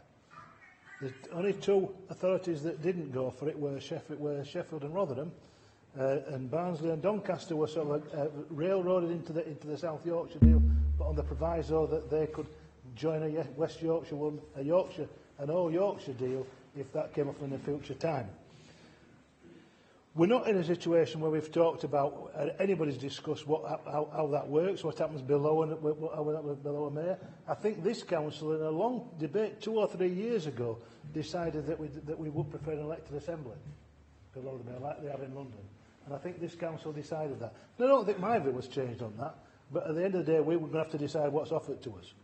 And there are problems with elected assembly. There are problems with voting about different sized authorities. You've got authorities some authorities have got 50,000 people, we've got one authority that's got nearly 1 million. So we've got different sized authorities. There are complications. But if Sally Javitt said that he was willing to look at Yorkshire, then I think it's something that we are duty-bound to look at, because the alternative of being put out onto the edges and not having any deal with the government is bad for our economy. I mean, particularly as the city deal runs out in a year's time, that would maybe have no funding for apprenticeships, would have no funding for aid to industry, and no transport funding without a new deal.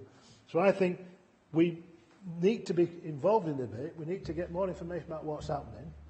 And unfortunately, there's very little happening at all at the moment. I've sent out the statements that have been made on this, and I've sent out copies of the letters, but there's very little substance to it at the moment.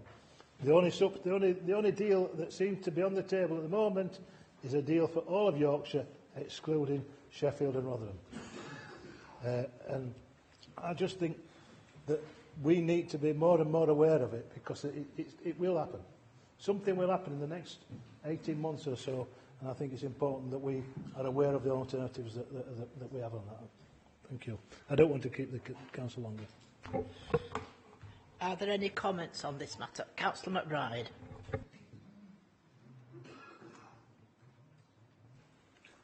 I agree with David. We should accept this faltering step towards genuine devolution.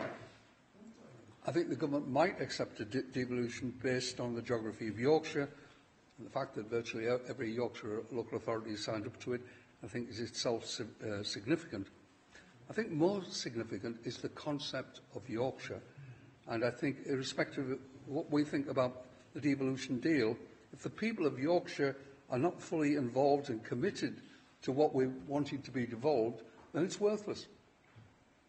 We know any deal is subject to the imposition of mayor, although that concept's been rejected democratically by referendum in 3 of the cities and rejected by councils up and down. However, we live with this if Yorkshire can get the necessary investment for infrastructure, for road, rail, for regeneration that Liverpool and Manchester have already got. So what we might get in the short term is money that Yorkshire should have as of right. As David's pointed out, we've been willing to be flexible. We would have accepted a geography of West Yorkshire, a geography of the Leeds City region. We'll accept any geography to get the right money for our people. So I think what we're saying here is we've got the right solution for the wrong reason, because the government, in a sense, is imposing devolution, or any deal is based on the basis of some sort of imposition.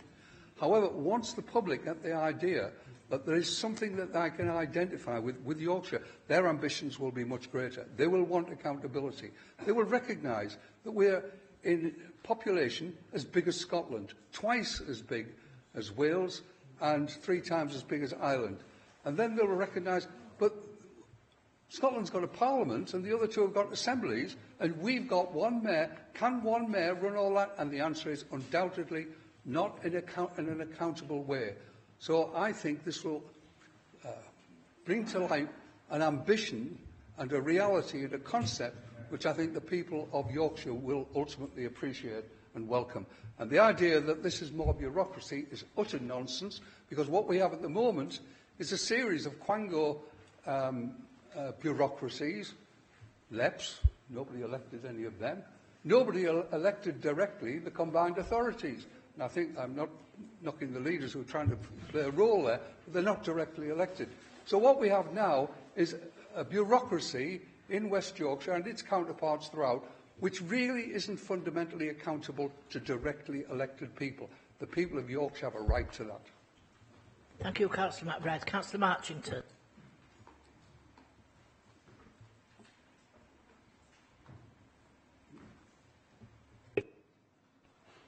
Thank you, Madam Mayor. I'd like to follow on from what Peter has said. He said a lot of what I would have wanted to say and won't repeat that. We've said before that clearly Westminster Government is not fit for purpose. It's not delivering for the country, let alone the people of Yorkshire, and let alone the people of Kirklees and the communities that we represent. And there needs to be a fundamental rethink of how we deliver democracy from top to bottom. I agree with what Peter said. It's a faltering step in the right direction. But I personally and our group have come to the conclusion that actually steps in this direction will lead to better decisions being made on the part of the people who we represent and certainly on the part of Yorkshire as a whole. And it is absolutely ridiculous that a region with a similar population to Scotland, and I won't repeat it, does not have a similar degree. And you see the democratic deficit where Nicola Sturgeon is commenting directly and engaging directly on the issues around Brexit, on the economy, on health, that we don't have the right to do.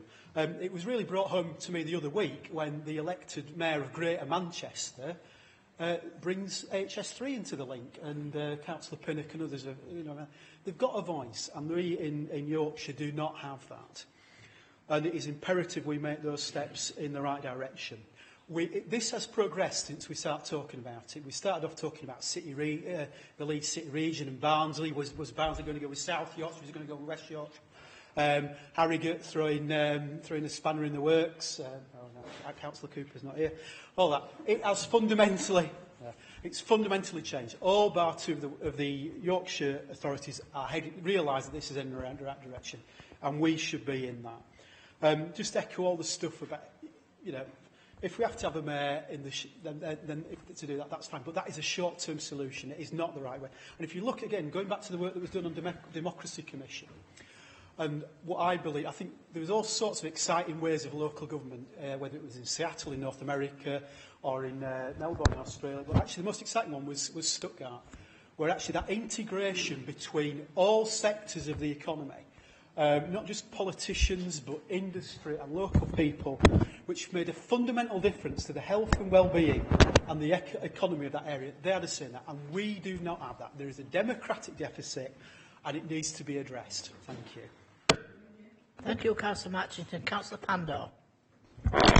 Thank you, Madam Mayor. I don't want to repeat what has already been said, but I think that there's a great opportunity in moving forward around devolution.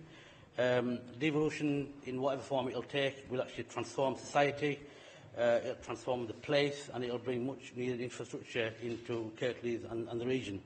Madam Mayor, Wales and Scotland have already got devolution. I doubt that we'll get English devolution, but I think the Yorkshire devolution deal that's in hand is grasping, and we need to actually take a lead in the negotiations.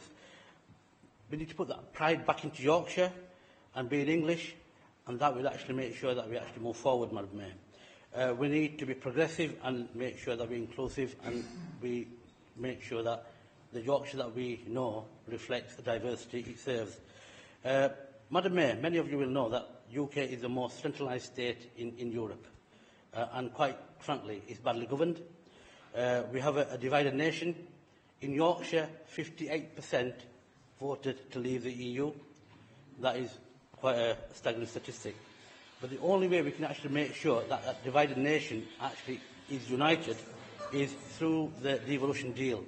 The devolution deal will actually unite Yorkshire and unite the people within it. We need to foster a progressive sense of Yorkshire identity and history. We need to lead the debate. We can make sure that the Yorkshire we actually aspire to takes us well into the 21st century, Madam Mayor. This is something that our future generations deserved. The inclusiveness that we can actually generate in a Yorkshire deal will actually serve many, many generations to come. One of the things that many of you have mentioned in this chamber is the geographical dimensions of inequality in infrastructure. The devolution deal that we actually aspire to will actually address that inequality in the infrastructure from Whitehall. The Yorkshire brand will actually be renewed, and it's important that we actually buy into that Yorkshire brand. That will build a Yorkshire that's inclusive and make sure that everybody actually is part of that. It will heal a divided nation, Madam Mayor. It will find common ground, and the Yorkshire devolution deal will work. Madam Mayor, if Yorkshire works, England will work, and if England works, Great Britain will work. Thank you. Thank you, Councillor Pandor. Councillor N. Turner. Thank you. I would welcome this devolution deal. I really would. You know, to think that Yorkshire could have a devolved, not state, that's not the right word, region. We could have powers devolved to us to make our own decisions would be great. Yes, we'll have a wall, Councillor Sheard is saying. Possibly not. We won't be able to keep the pollution out. I do have concerns about getting there. I think this is going to be a really, really tough road, and I'm not entirely convinced that the government is going to go for this, realistically speaking. I mean, I hear your confidence, and I think it's something that we need to push for and we need to try for. But perhaps I'm becoming a bit of a pessimist. I'm always a glass half full kind of gal, really. Perhaps I'm being a bit of a realist. If we're not going to get this devolution deal with the whole of Yorkshire, have we got a plan B? What are we going to do if we don't actually get the government to support this? I know we've had plan A and B. All right, have we got a plan Z? You know, we've got to have some form of devolution, otherwise we're not going to get the investment, which is crazy and totally wrong. But is there something at the back of our minds just in case we don't get there with this?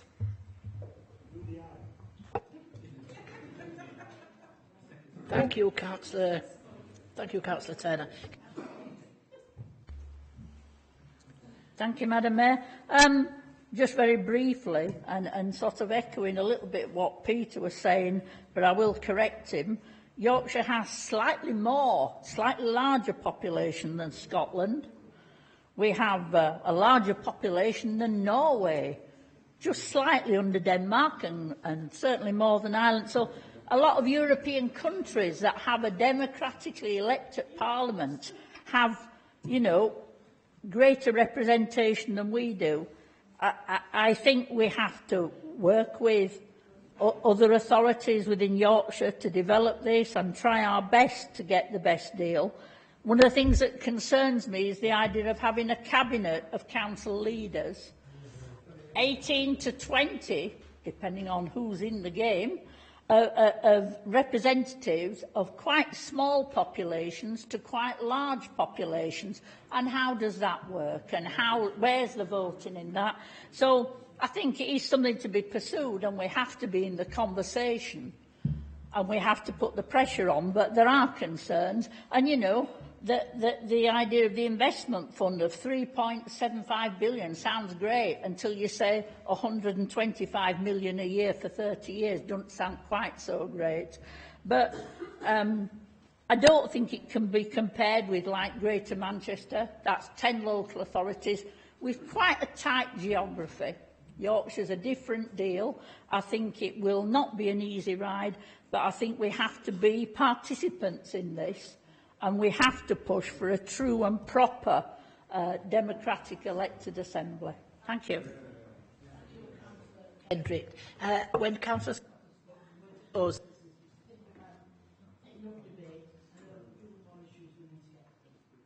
Councillor Hall, D. Thank you, Madam Mayor. It's taken an absolute age to even get this far. I think that's what we should be concerned about. The more weeks that pass, the more money slips away. It's not usually the case that the longer you wait, the better deal you get. You usually try and get on with it and get what you can at the beginning. I think there are certain facts that some people are not accepting here. The first one is that the South Yorkshire deal is going ahead. There will be an election this year. We'll elect a mayor. And the fact is, as it says in this paper, under legislation, that particular devolution will not be unpicked unless the 4 South Yorkshire councils agree to it. And at the moment, 2 of them ain't going to agree to that. They're quite happy as they are. So it's no good us going along saying, oh, I want this whole Yorkshire business, when actually it's not going to happen. You might as well just say now that is not going to happen. What you've got to do is salvage what you've got. It's not a practical approach, and unfortunately, where we did have the chance, once South Yorkshire had gone and the rest was on the table, let's take the rest of it together, that was stymied, as it says in here, because the West Yorkshire leaders wouldn't agree to it. So there we are, we've lost out again. I attended a very interesting lecture, as did Councillor McBride and I think Councillor Kendrick and some others, by Sir Howard Bernstein. No, I didn't. Oh, you didn't? I'm sorry, I thought I saw you there. Who was the Chief Executive Officer of Manchester City Council at the time where their devolution was being pushed through. Quite an inspiring talk, I thought. One of the questions was, where did you go right and where have we gone wrong? And his answer was very simply that when Manchester were doing it, they decided what they wanted from devolution and pushed it, rather than spending all the time on what's the geography going to be, what are the mechanics going to be, what's the governance going to be, which is a secondary issue. We should have gone straight for the jugular and said, this is what we want. What I do welcome, however, is that it's good to see the details of the devolution which we were asking for set down in this paper. One of the things I would certainly push for, and it's in the paper, whatever we get, it says that devolution must be pushed to the lowest practical level, and we've got to ensure that takes place. It also says in ways that do not create a new regional tier of bureaucracy. That's implicit in what the leaders have agreed in this paper. And the core of that is whether it will be accepted by the residents of whatever geography takes place. Because, let's be honest, people aren't going to rush to welcome it unless it's got any benefits for them. They're not going to say, oh, whippy, we're getting devolution for Yorkshire, well, what does it mean? Oh, we're going to have a lot of more politicians all talking about stuff. They won't want Prescott's Folly that they voted to reject some years ago, which was the some kind of assembly for Yorkshire, and all this quasi-nationalistic. You've got to cheat, David. Would you like all to this let Councillor Hall quasi-nationalistic. Oh, Yorkshire, we've got 5 million people. There's more people in Yorkshire than there is in Scotland. Utterly irrelevant. Utterly irrelevant. I mean, it's absolute baloney, is that? Although it might be true that we've got more people, it's not because Scotland's got 5 million... Shut up a minute. It's not because Scotland had 5 million people that it's got devolution. That's totally irrelevant. It's the fact it's a nation. Wales has got devolution because it's a nation. Scotland is not Yorkshire is not a nation. Yorkshire is just... Oh, rubbish. You see... Councillor Sheard says, yes, we are a nation, and then he criticises others for lying when he does it all the time. So we are not a nation, we are a constituent part of England, and we should treat it as such, not like Scotland. Madam Mayor, people aren't going to rush to welcome this unless they can see the benefits of it, and I really hope that some fingers get pulled out and we do see some initial benefits of this soon, rather than the bureaucracy which is promised. Thank you, Madam Mayor. Councillor Hall. Councillor Light. Thank you, Mr. Mayor. Not Madam Mayor, even.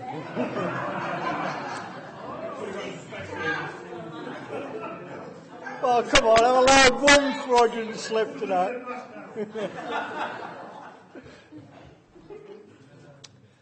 If you actually look at the document, and you actually look at the policies and the functions that are in there, I think it's really important that these have been set out, and actually, broadly, they are transferable to any geography.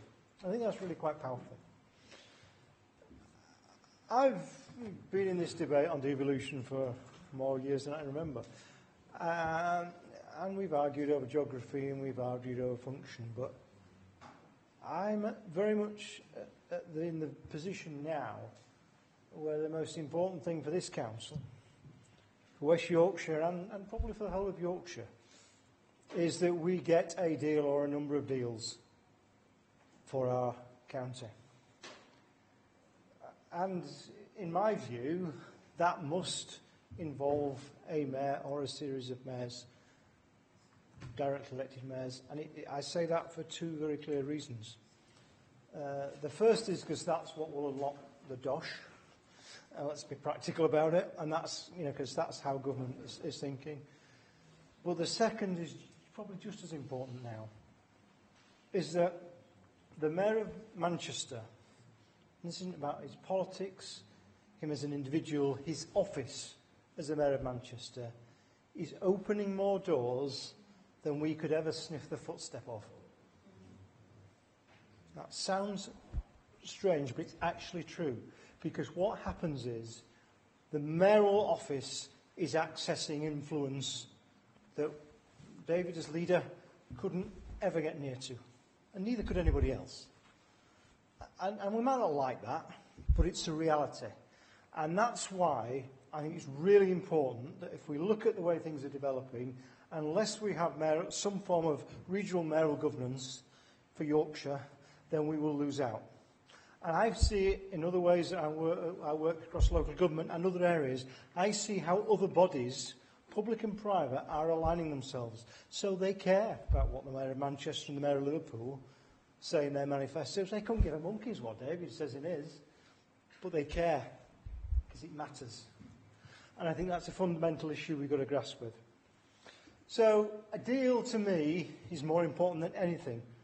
And I think we must pursue that with all gusto and all force, because we can't afford to be on the outside. Because as long as we're on the outside, we will lose. And that is just basic facts.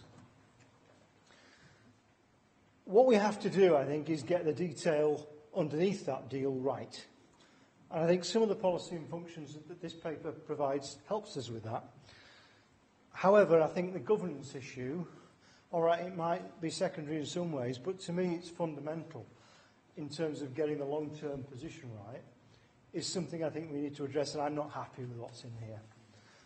The first thing, as others have said, we stated we should have a directly elected or at least directly appointed assembly initially as something that we should support as a council, and that is not in here, and I think that's a flaw.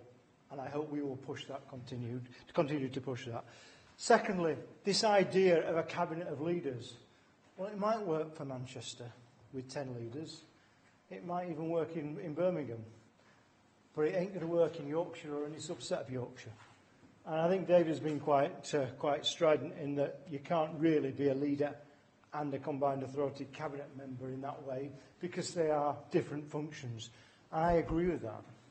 And I think we should be saying that the mayor should have their cabinet and the leaders will have an advisory role, but they shouldn't sit down that cabinet table.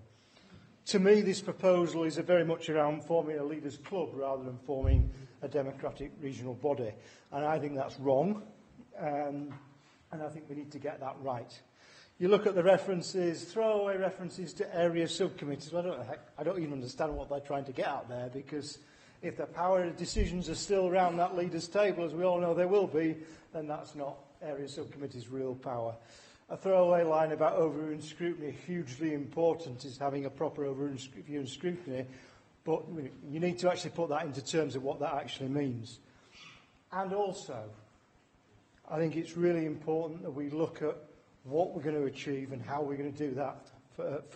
Thank you, Councillor Light. Thank you. Councillor Mather.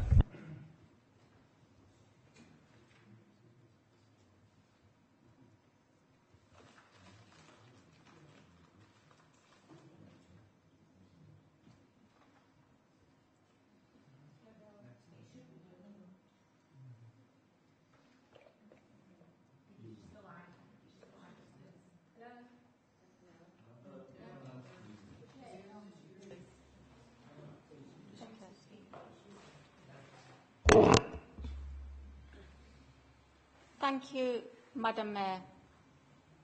I like the idea of devolution, and as an elected representative, I thought that's what we're delivering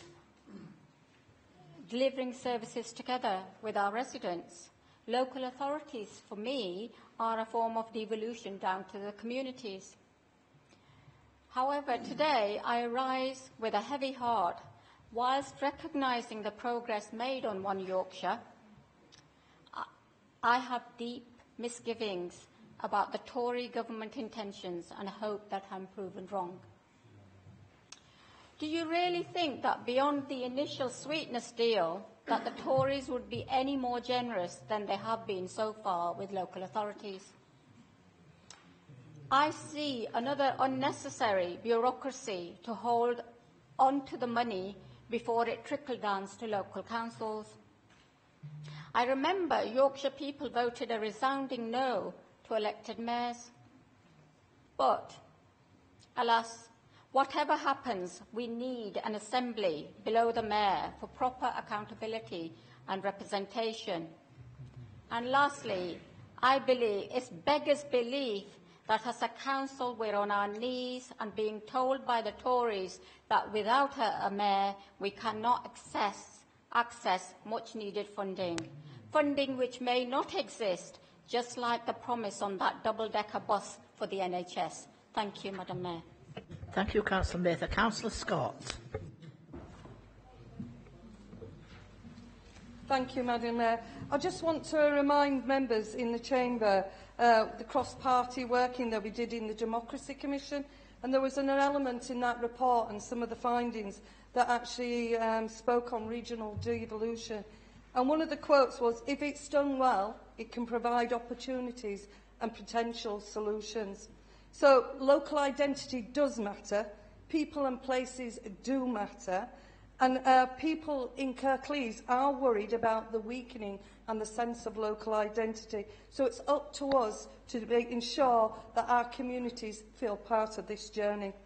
Kirklees residents are continually wanting to know what's happening. They don't understand it, and quite a lot of the councillors in this chamber don't.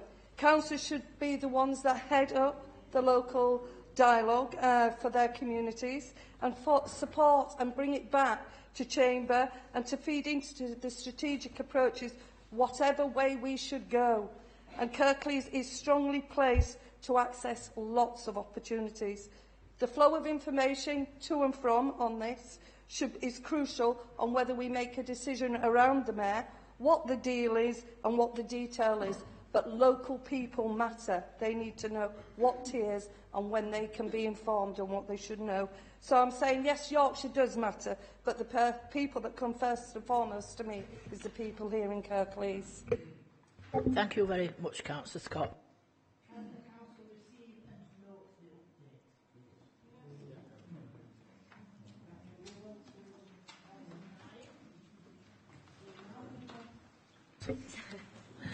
We will now move on to item 9, proposed changes to the terms of reference and the Corporate Governance and Audit Committee.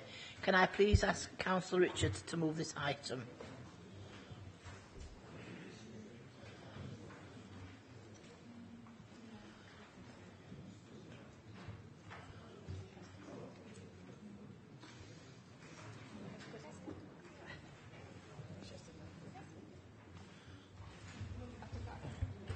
Thank you. I would like to ask you to consider the report which is on page 29 and links into the proposed changes to the terms of reference of the Corporate Governance and Audit Committee. It's particularly in relation to the RIPA Act of 2000. Who is going to second this motion? Councillor. Yeah, I'm happy to second the motion. Thank you. Right. Are there any comments on this matter? Right. Can we go to the vote then? Oh, sorry. Vote. Thank you, Madam Mayor. It's quite right that the Council does have an overview of things of surveillance and that. We've seen what happens when that goes wrong. But I'd like colleagues to look on page 30. On paragraph 2.3, the Inspector and Code of Practice advises that councils are updated regularly on the use of the Act to ensure it is used consistently with the policy and the policy remains fit for purpose. Ideally, this is used more than once a year. But in 2.5, we're told that the Cabinet, who have the strategic oversight and will set the policy, will only do that annually. So during the year, when it's been reviewed to see if the policy is fit for purpose. If it isn't, there isn't the opportunity to change it. And I believe that the Cabinet should be reviewing the policy more than annually, because if corporate governance and audit highlight something, then the Cabinet should be getting those reports at the same time, so that if there are issues of policy change, they are being taken at the appropriate time. And I'd like that to be changed so that the recommendation is that Cabinet receives the report simultaneously with corporate governance and audit. Thank you, Councillor Bowles. Councillor Richard, have you any more comments on this matter? Right. It's simply for us to consider the importance having way up and doing it. Using your consoles, please vote on the recommendation that is moved by Councillor Richard.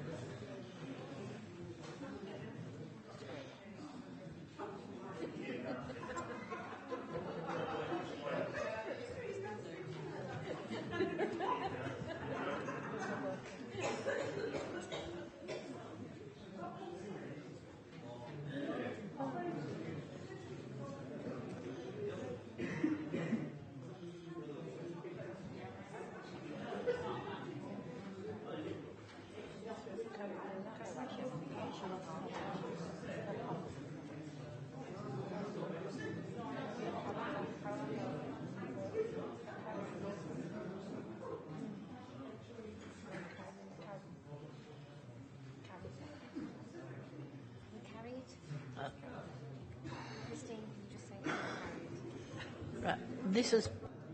This has been carried. So, okay. We'll go now on to item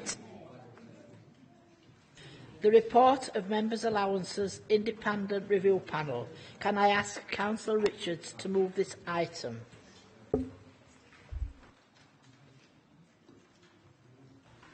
Can I ask Council's support for the results of the independent panel regarding members' allowances for the coming year? Who is going to second this? Thank you, Councillor Lawson. Okay. I'll second that. Sorry, I thought I was thanked before I seconded it. I seconded it. Thank you.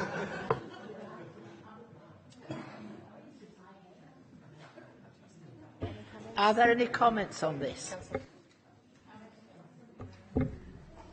Thank you, Madam Mayor. I'm really sorry, members, that I just want to speak on this very quickly, particularly on page 38, 2, and it's the point 2A, which is about the foster panel membership, and this is really something I've been pushing for quite a while.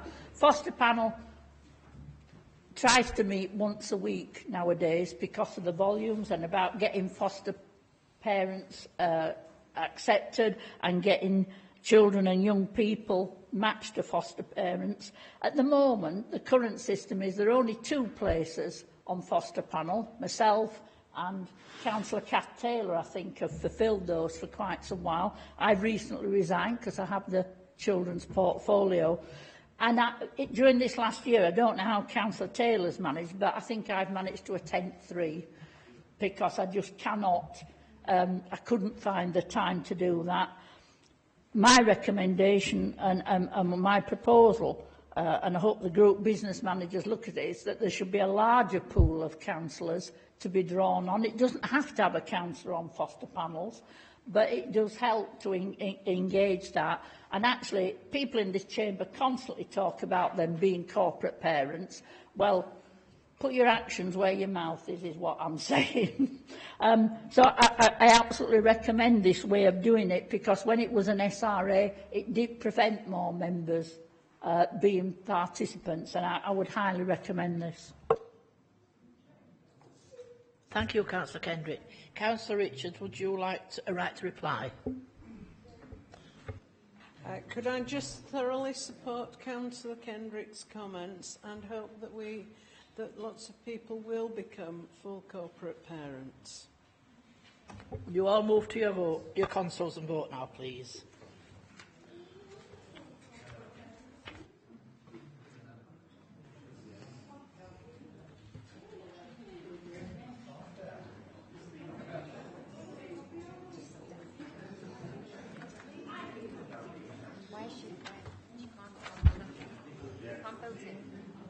Okay, we'll pick it up. We'll pick it up.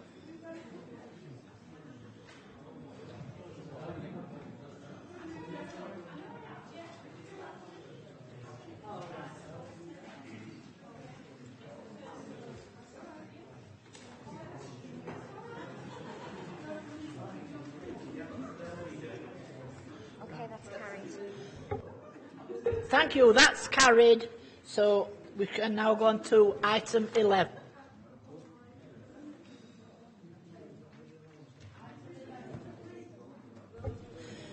Item 11, amendment of Councillor Scheme of Delegation. Please can I ask Councillor Richards to move this item? Could I ask Council to support the fact that as an interim measure we need a section 151 officer, and this will allow someone to be appointed in the interim between the previous office holder and the new permanent office holder being appointed. Who is going to second this? I'll second this, thank you. Are there any comments on this matter?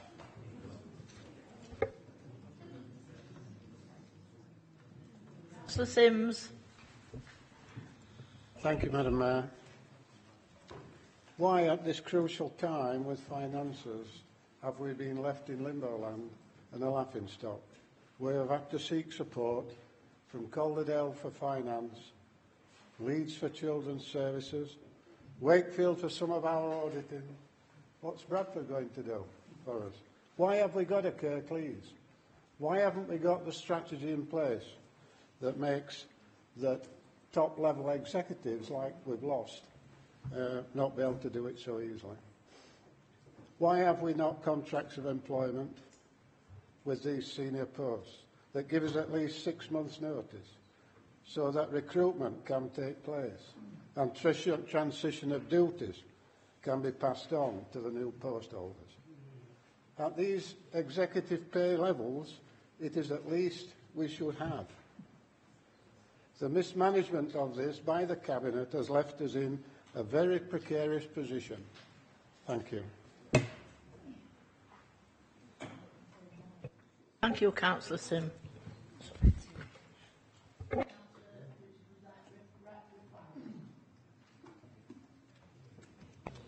Could I point out this is a purely procedural motion matter until the next person is actually appointed. And I'm afraid I can't make answers to Councillor Sim's comments. Right. Using your consoles, will you please vote on the recommendations moved by Councillor Richards?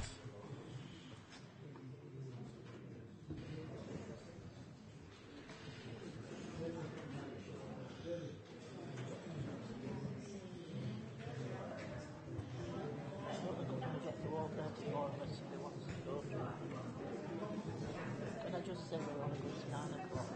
No, you've got to carry on, and then at 9 o'clock you can say no, that's enough. You haven't got discretion to make it any Right. To item written questions to the Leader, Cabinet members, chairs of committee.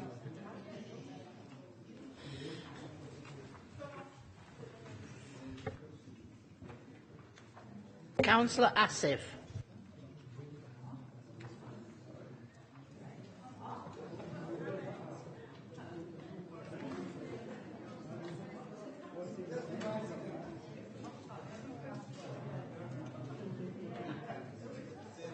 Councillor Rob Walker for the member to Councillor Masood Hamed.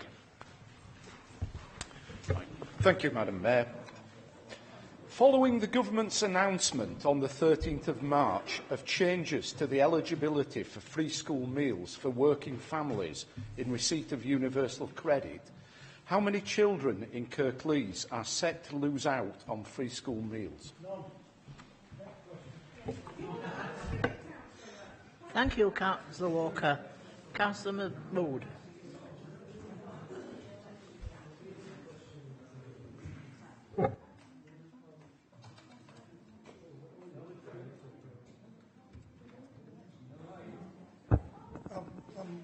switched on. Okay. Thank you, Councillor Walker. It's estimated that 6,400 children in Kirklees may be affected, but the impact is not clear. Government have introduced transitional protections to ensure that existing recipients of free school meals would not lose their entitlement following the introduction of the new eligibility criteria and earned income threshold of 7,400. Any existing claimants that no longer meet the eligibility criteria at 1st of April 2018 because they are earning above the threshold will continue to receive protection until the end of the current phase of the education, as primary and secondary. We are also not in a position to confirm how many children would have qualified after the 1st of April 2018 if the changes had not been made. It is worth noting that all children in reception, Year 1, Year 2 will continue to be entitled to universal free school meal irrespective of the changes in respect of means tested. Free school meals for those on universal credit. Thank you, Madam Mayor. Do you have another question, Councillor? What? Yes, from the statement, it looks like it's going to be unclear for some time about the numbers affected. This is something I think which will concern a lot of members in this council. Could you please give us an assurance that when this picture becomes clearer, you will let us know what impact this is going to have in terms of the number of students affected? I also think we would like to know about how it's going to affect pupil premium payments to schools, because those are linked to the eligibility for free school meals. Thank you, Councillor Walker. Question? Yeah.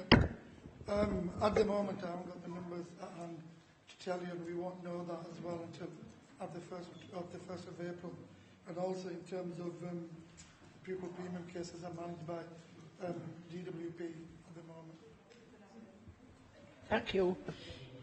Question by Councillor Zaman to Cabinet Member for Corporate Councillor Graham Turner and Councillor Mushrat Khan.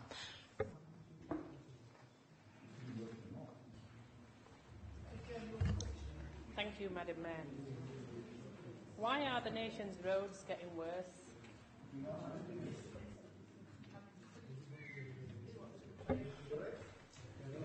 Councillor Turner, Councillor Khan.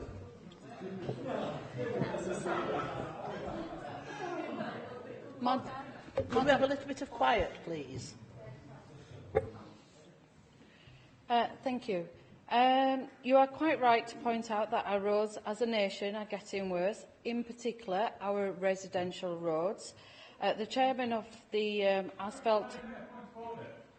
Has Councillor Khan got the authority, ability and knowledge to comment on the nation's roads? She's a Kirklees cabinet member. Can we comply with that? Does she know about Cornwall, Devon, Peterborough? Councillor Bolt.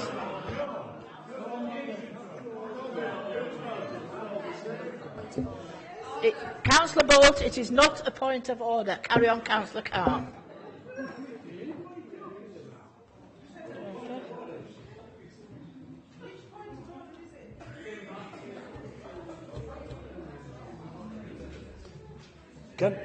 Does anyone believe that Councillor Bolt has got knowledge to comment on anything?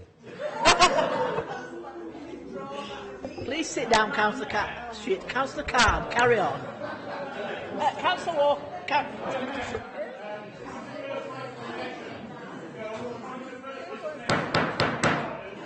Anyway, the chairman of the...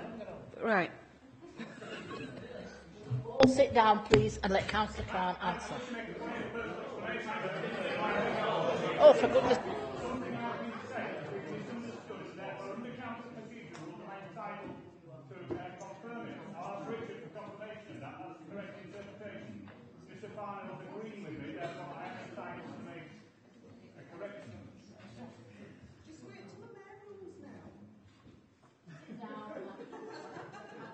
Carry on.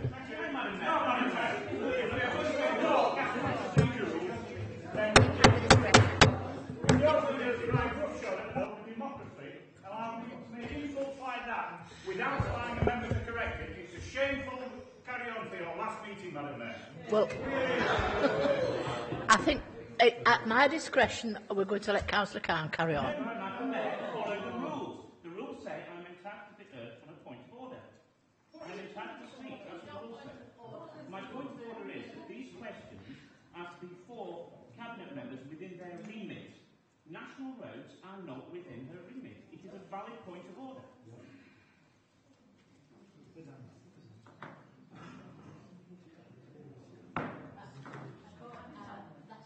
Councillor Watson. Now we'll carry on. Councillor Khan. It's my discretion. Now carry on, or otherwise it's going to be finished.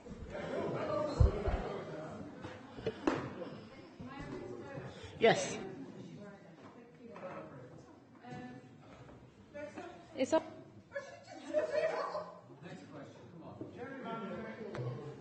Right.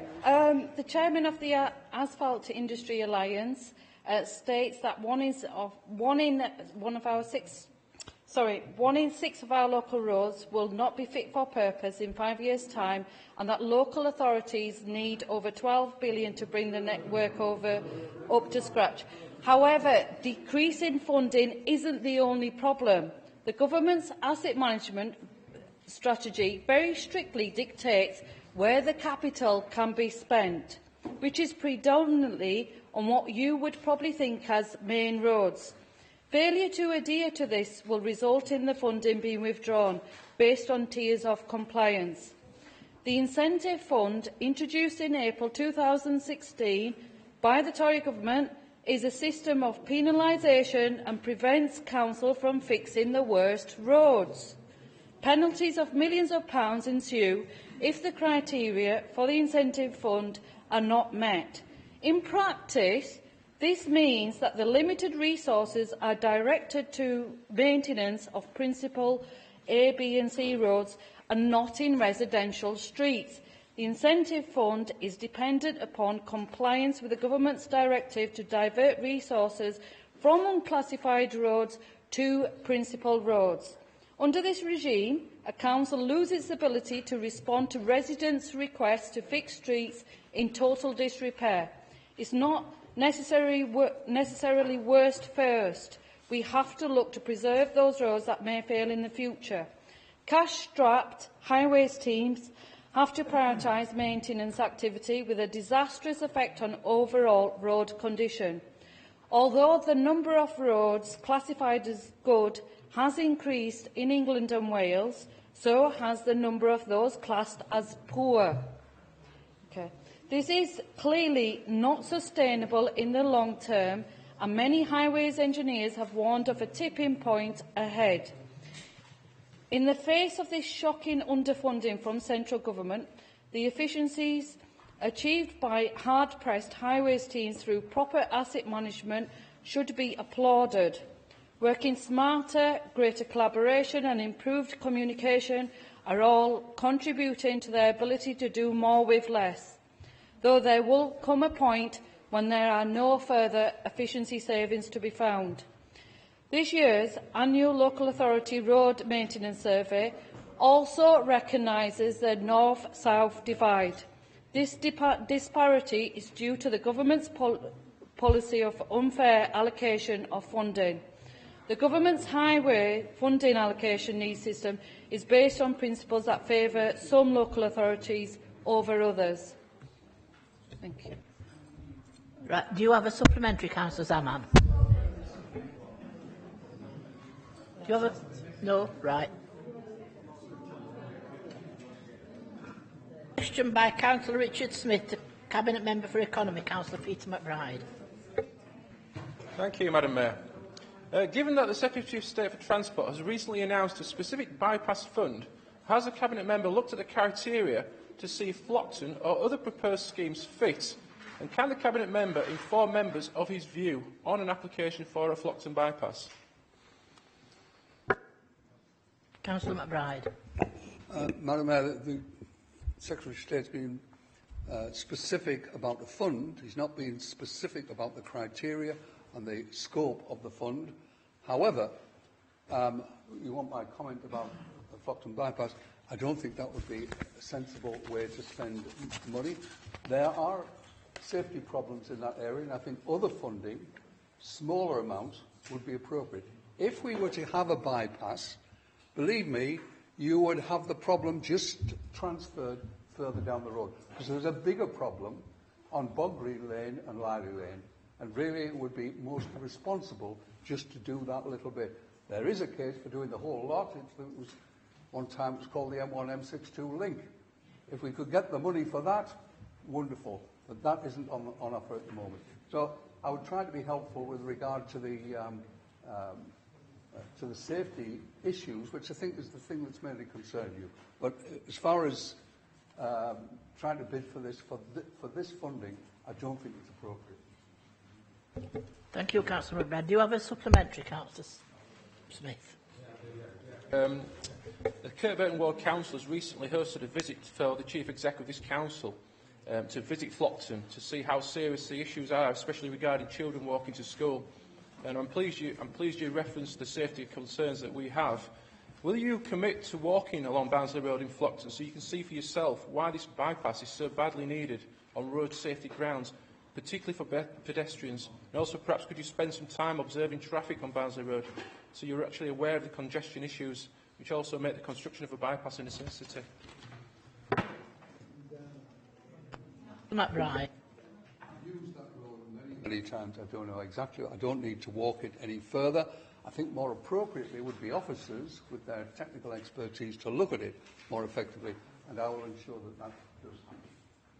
Thank you, Councillor McBride. Now, can I just say that it's my last meeting, it's 2 minutes to 9, and I'm going to give you time off, but just thank you very much, everyone, for giving me the privilege of being mayor.